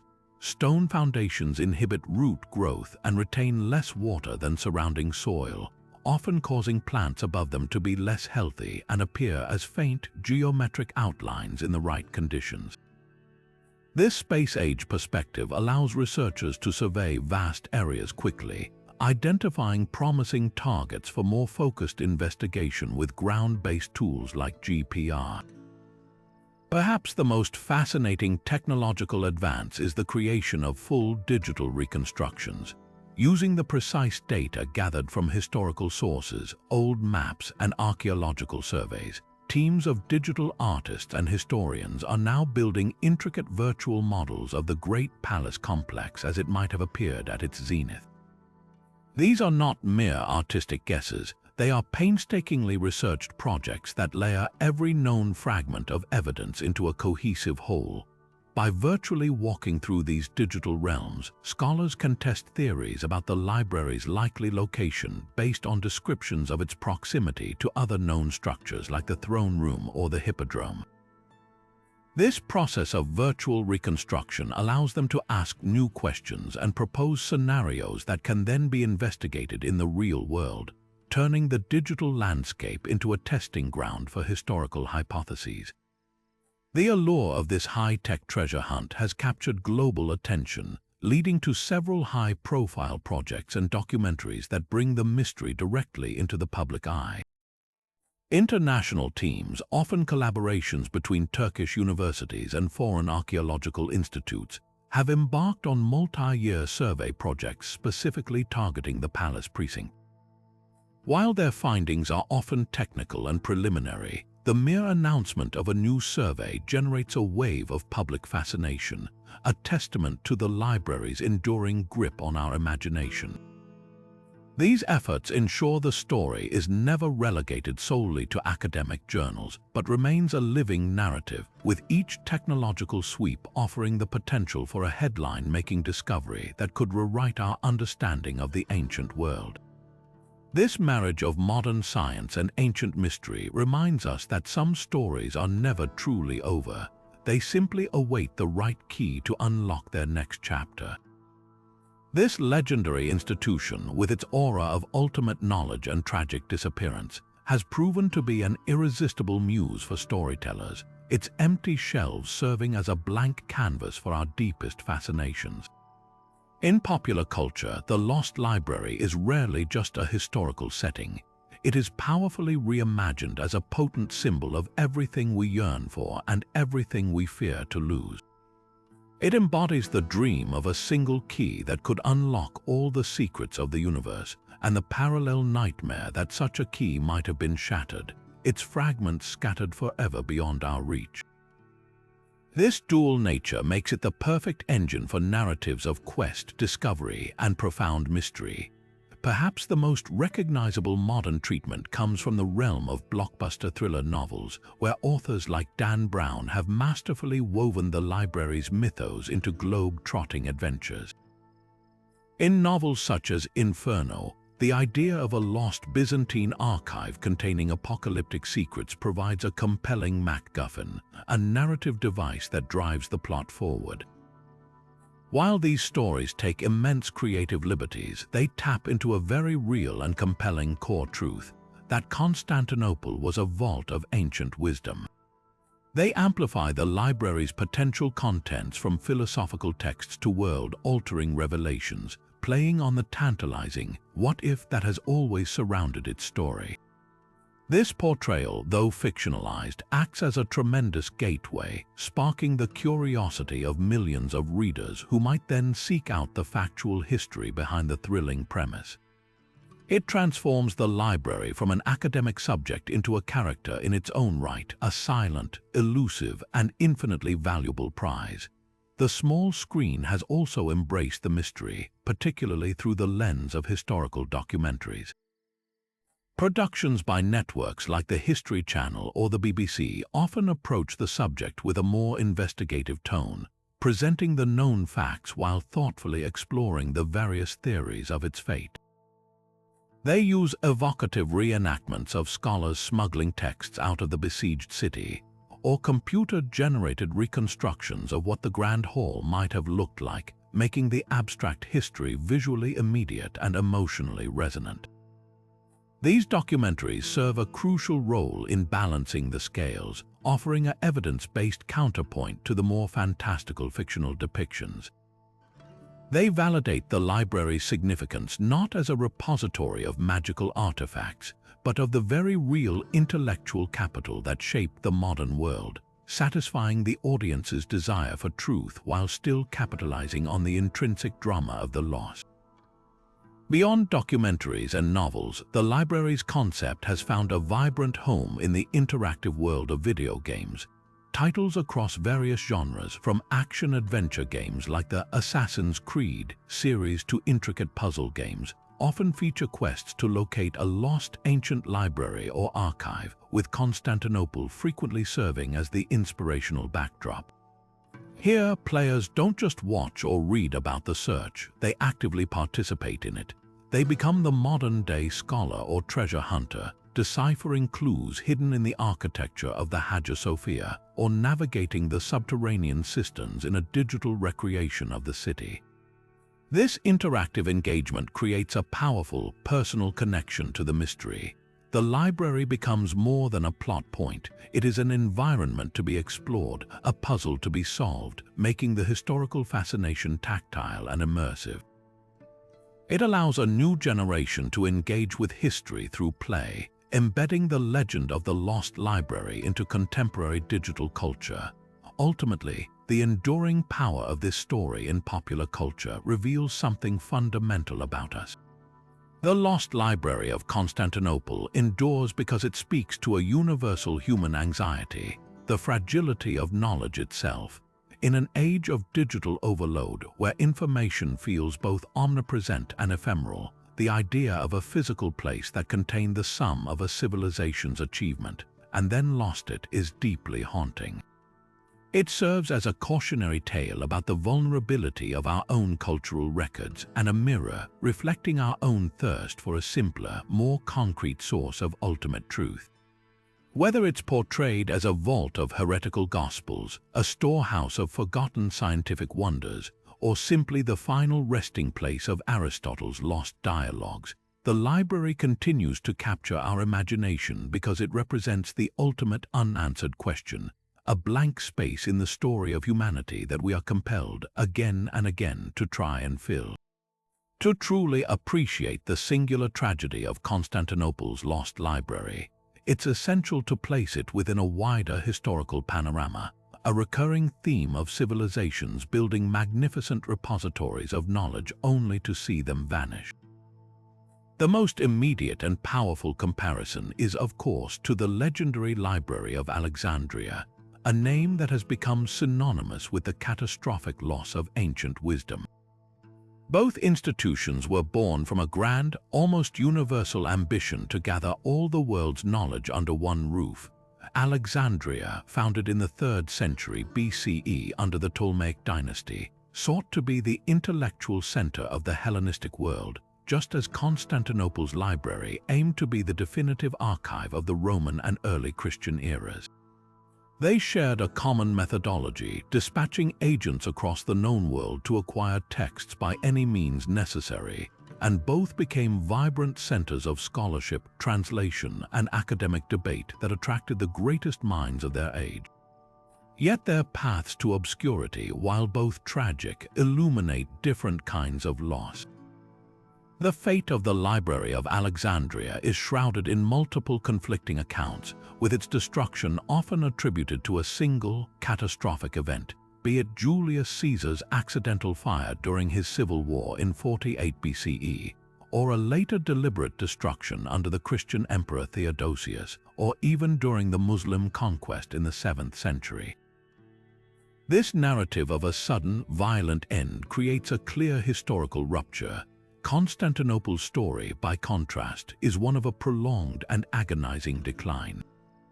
It was not felled by one great fire or a single edict, but worn down by a relentless sequence of disasters. The Fourth Crusade's targeted looting, the slow decay from economic neglect, the desperate selling off of its treasures, and finally, the chaotic plunder of the Ottoman conquest. If Alexandria's demise was a sudden amputation, Constantinople's was a long, slow bleeding out, making its story a more complex tapestry of human fallibility and resilience. Beyond these two Mediterranean giants, we find fascinating parallels in other cultures. Consider the House of Wisdom, or Beit al-Hikmah, in 9th century Baghdad. This was the brilliant intellectual heart of the Islamic Golden Age, a library and translation institute where scholars of various faiths gathered to translate the world's knowledge, including the Greek texts preserved by the Byzantines into Arabic. It was a direct beneficiary of the scholarly tradition Constantinople upheld.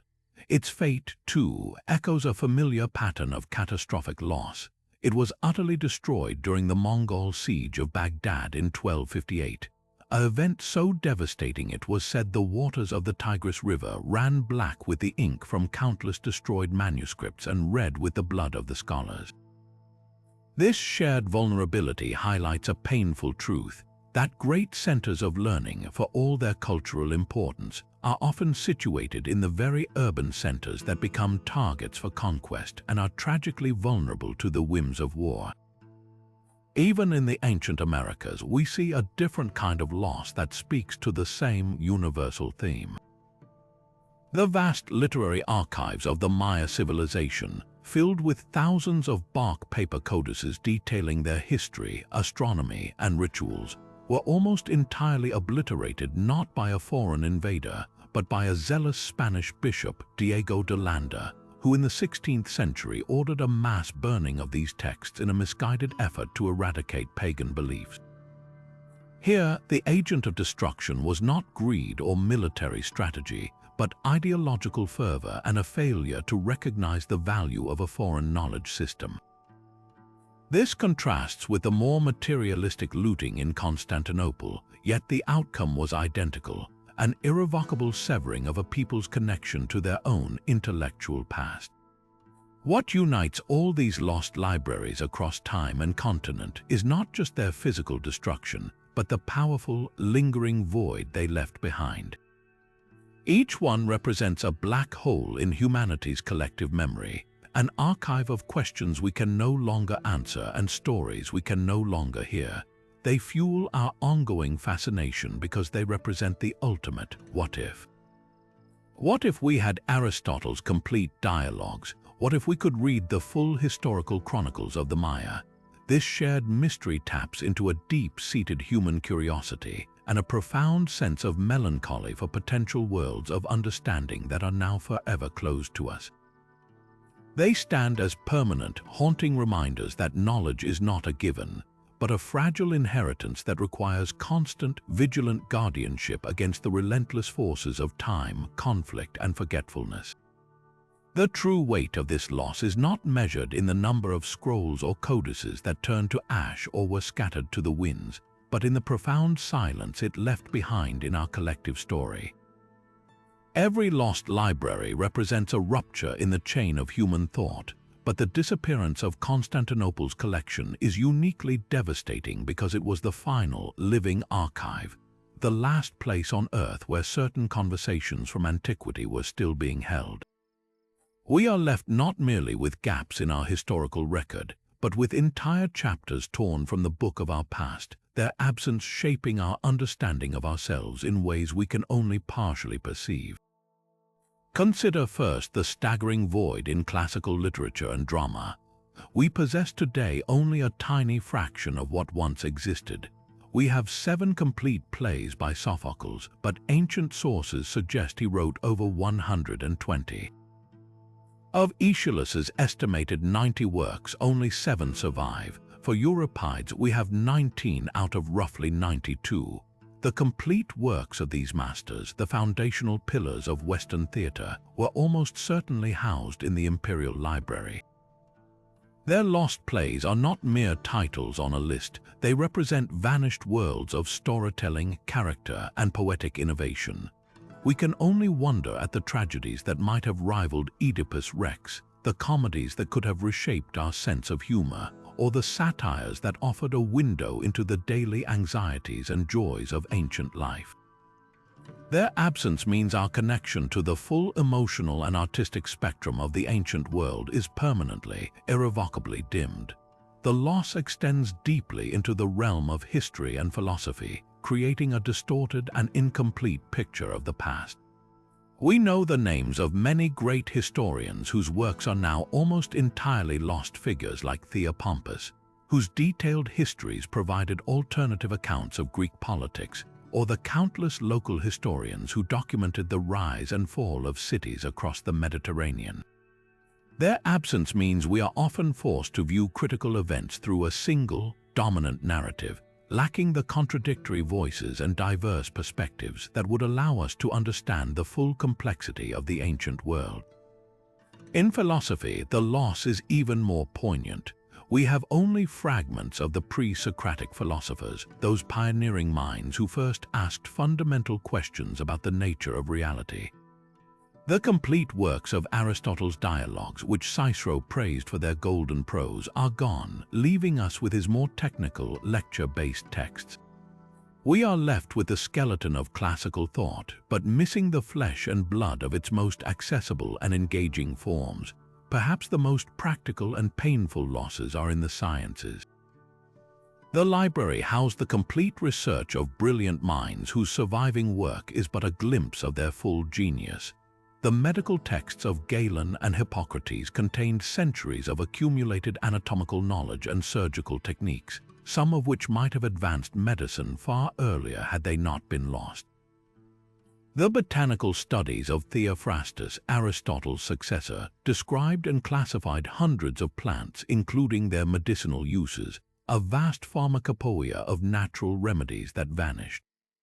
Mathematical treatises by pioneers like Archimedes, containing problems and solutions that were not rediscovered for over 1,000 years, sat on those shelves. Their absence represents more than just historical curiosity. It signifies a tangible delay in human progress, a centuries-long detour that science was forced to take because its most comprehensive roadmaps were suddenly gone. This cultural catastrophe resonates on an emotional level as well. It represents the fragility of our shared memory. For over a millennium, this institution had succeeded in its sacred duty to act as a bridge across time, faithfully transmitting the voices of the past to the ears of the future. Its breaking is a sobering reminder that civilization is not a guaranteed, linear progression, but a delicate flame that must be constantly guarded against the winds of conflict, neglect, and short-sightedness. The loss of the Library of Constantinople is a permanent hole in the tapestry of human achievement, a haunting reminder of what we once knew and can never recover. It invites us to grieve not just for the lost plays, the forgotten histories, and the silenced scientific inquiries, but for the alternate path of human understanding that was closed off forever on that day in May 1453, leaving us to wonder what greater wisdom we might now possess if only those walls had held a little longer. Perhaps the most haunting and persistent explanation for the library's vanishing is the idea that it was not a casualty of chaos or neglect, but a target. This theory suggests a deliberate, calculated act of obliteration, a willful decision to erase a specific body of knowledge from the world. The primary suspects in this historical whodunit are often two powerful forces: religious extremism and political vengeance, with the most compelling narratives converging around the era of Byzantine iconoclasm and the apocalyptic sack by the Fourth Crusaders. The charge of religious destruction centers on the two periods of iconoclasm that shook the Byzantine Empire in the 8th and 9th centuries.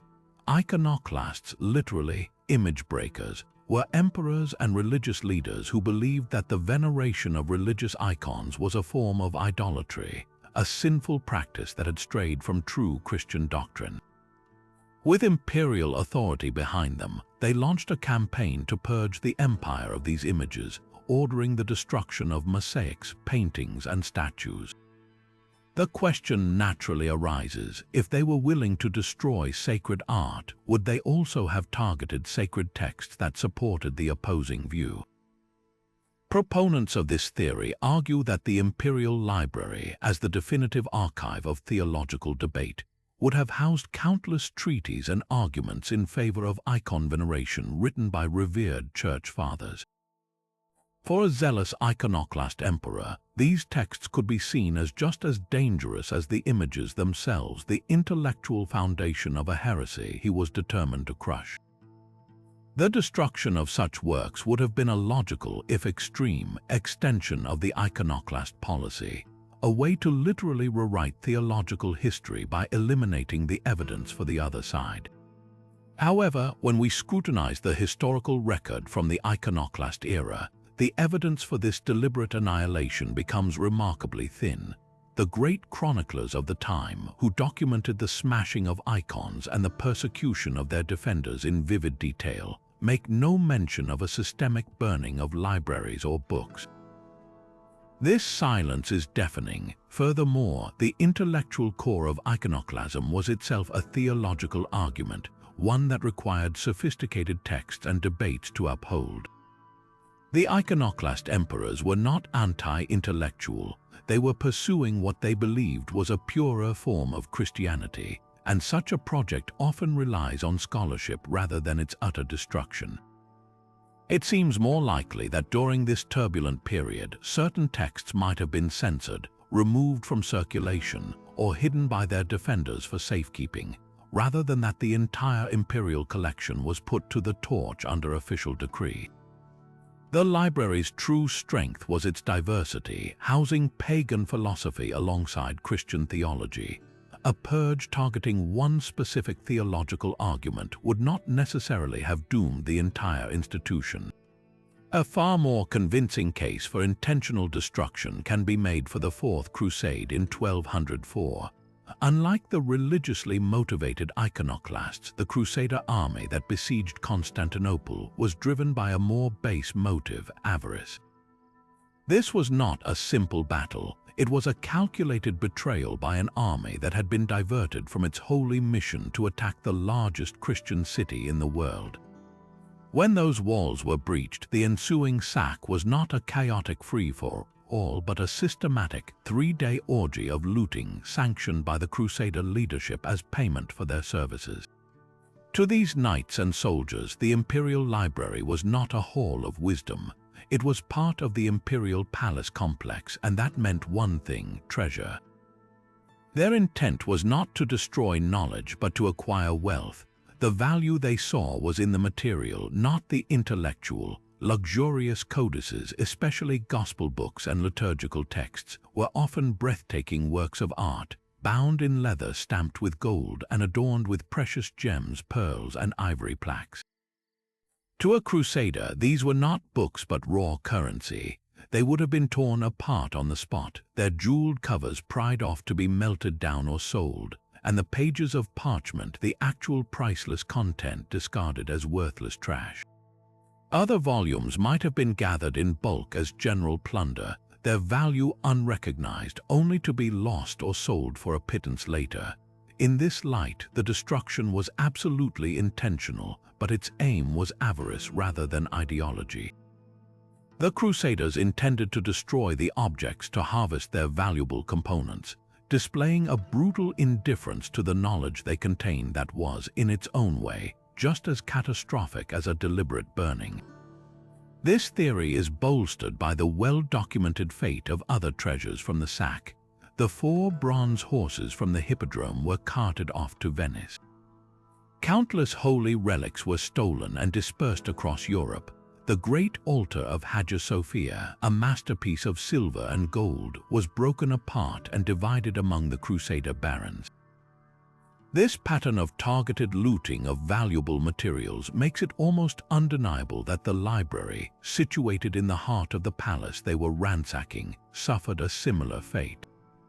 The tragedy is that the Crusaders, in their reckless pursuit of wealth, unknowingly incinerated a cultural inheritance far more valuable than all the gold and gems they carried away, leaving behind a mystery born not from shadowy conspiracy but from blinding greed. Yet the legacy of the Lost Library is not confined to quiet study rooms or the pages of academic journals. It lives on in a far more public and visceral way through the enduring quest of the treasure hunter. The idea that a hidden chamber might still exist beneath the streets of Istanbul, perhaps tucked away in a forgotten cistern or a sealed vault beneath the old palace grounds, continues to captivate adventurers and historians alike. While no such trove has been verified, the possibility ignites the imagination, suggesting that the most priceless pieces of the collection could still be waiting in the darkness, their secrets preserved for a discoverer yet to come. This blend of historical mystery and the potential for an earth-shattering find ensures the story remains eternally compelling, a real-life puzzle that invites anyone with a curious mind to wonder what might still lie hidden just out of sight. This fascination has found powerful expression in our modern era through ambitious digital humanities projects that seek to achieve a new kind of preservation. Initiatives like the Lost Memory of the World project or digital reconstructions of other ancient libraries aim to use 21st century technology to accomplish what the Byzantine emperors could only dream of, gathering the scattered fragments of our global cultural heritage into a single, accessible, and imperishable archive. While we cannot miraculously recover the texts burned in 1453, we can digitally reunite the surviving copies of works that were once housed there, creating virtual collections that transcend the limits of geography and time. Scholars are now using sophisticated software to compare fragments of manuscripts from libraries in Rome, Venice, Mount Athos, and Paris, digitally stitching them together to create the most complete and accurate versions possible, effectively reassembling the ghost of the library in the cloud. This work is a direct continuation of the mission first undertaken by the librarians of Constantinople, using the tools of our age to fulfill their ancient vow to safeguard human knowledge against the ravages of time. Ultimately, the story of the Lost Library of Constantinople has transcended its historical roots to become a universal parable about the fragility of our collective memory. It serves as a permanent cautionary tale, reminding every generation that civilization is not a guaranteed state but a delicate construct that requires constant, vigilant stewardship. The library's fate is invoked in discussions about preserving the digital records of our own time, urging us to find ways to save our emails, websites, and digital art from the modern equivalents of fire and obsolescence. It underscores the vital work of institutions like UNESCO and the modern archivists who race to digitize crumbling manuscripts and record disappearing languages, ensuring that the cultural achievements of all peoples are protected from the kind of catastrophic loss that befell the Byzantines. More than anything, the library's enduring legacy is one of profound inspiration.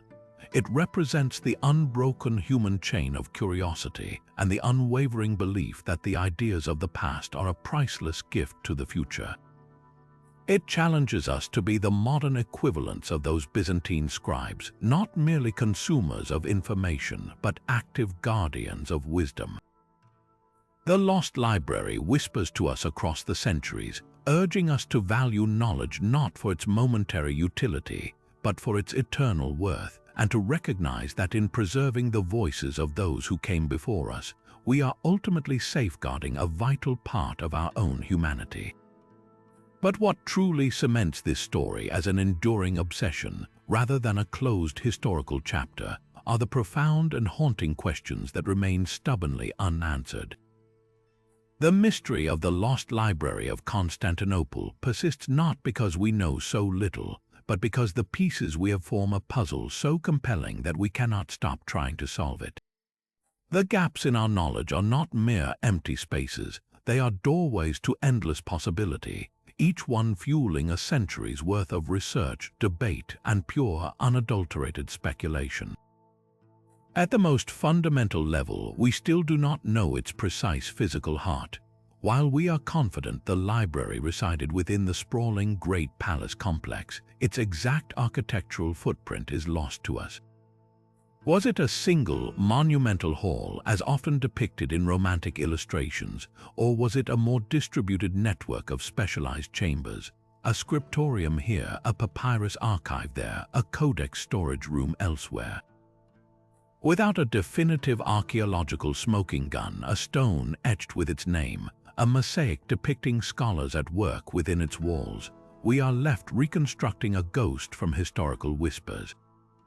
This ambiguity transforms the entire Sultanate district of modern Istanbul into a potential treasure map.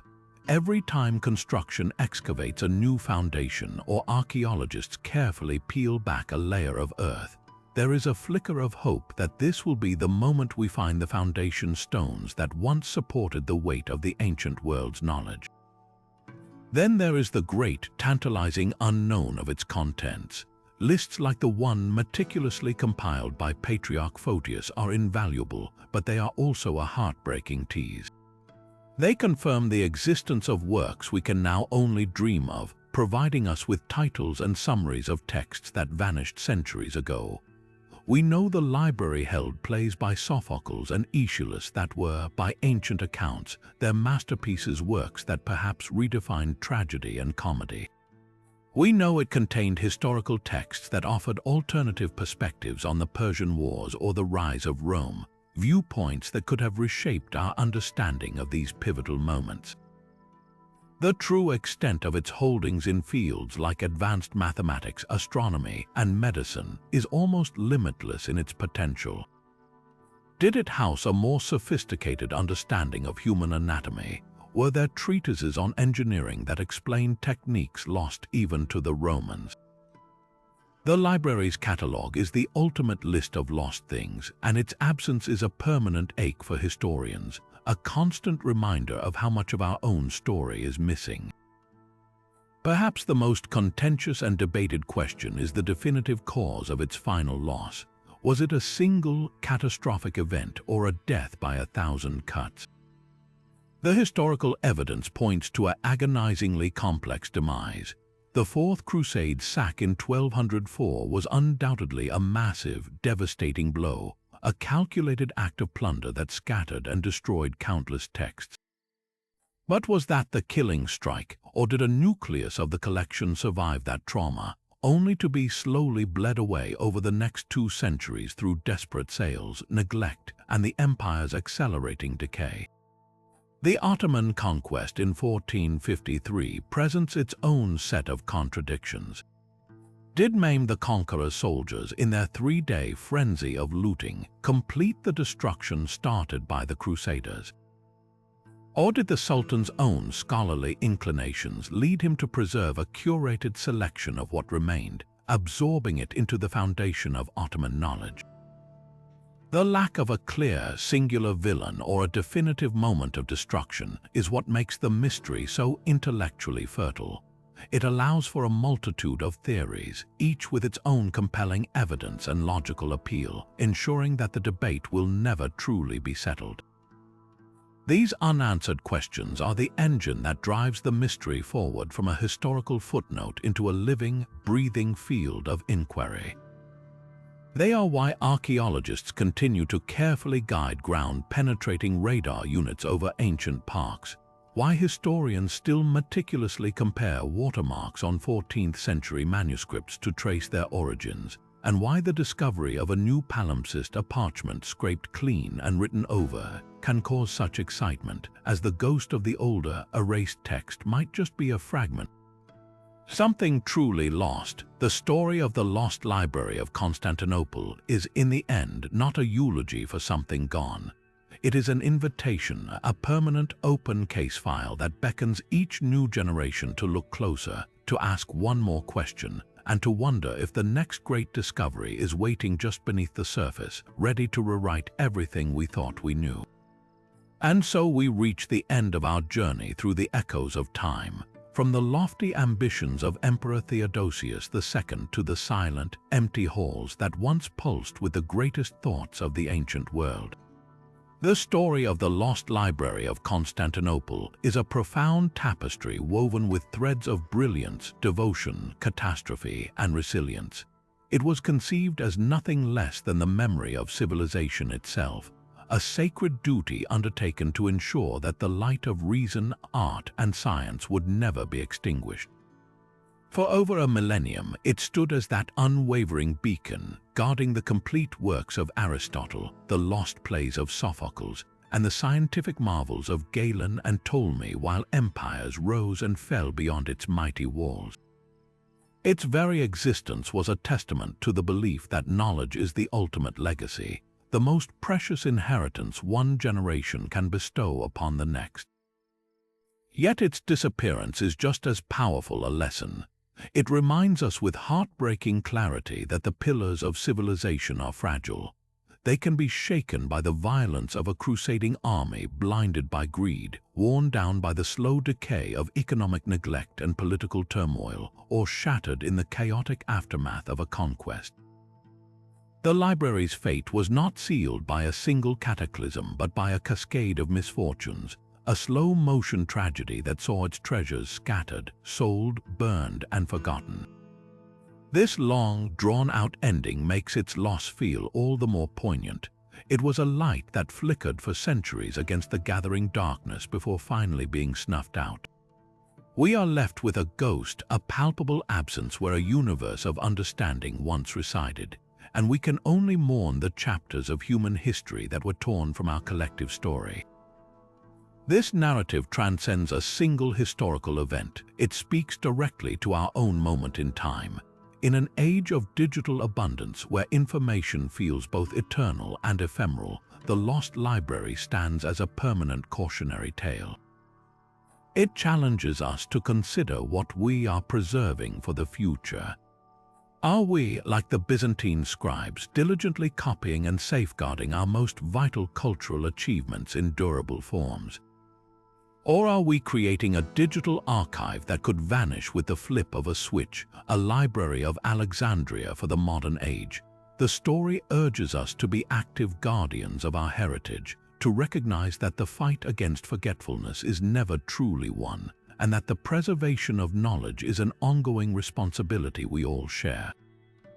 Ultimately, the enduring fascination with this mystery is a celebration of the human spirit itself. We are drawn to these lost treasures not out of mere curiosity, but because they represent the ultimate what-if. They spark our imagination and fuel our innate desire to seek, to discover, and to connect with the wisdom of the past. The possibility, however faint, that a hidden vault might still exist, or that a priceless codex rests unrecognized on a dusty shelf in a distant monastery, is an irresistible lure. It means the story isn't over. The search continues in archaeological digs, in the digital reassembly of scattered fragments, and in the quiet work of historians piecing together the clues. This library, in its absence, has become more than a historical institution.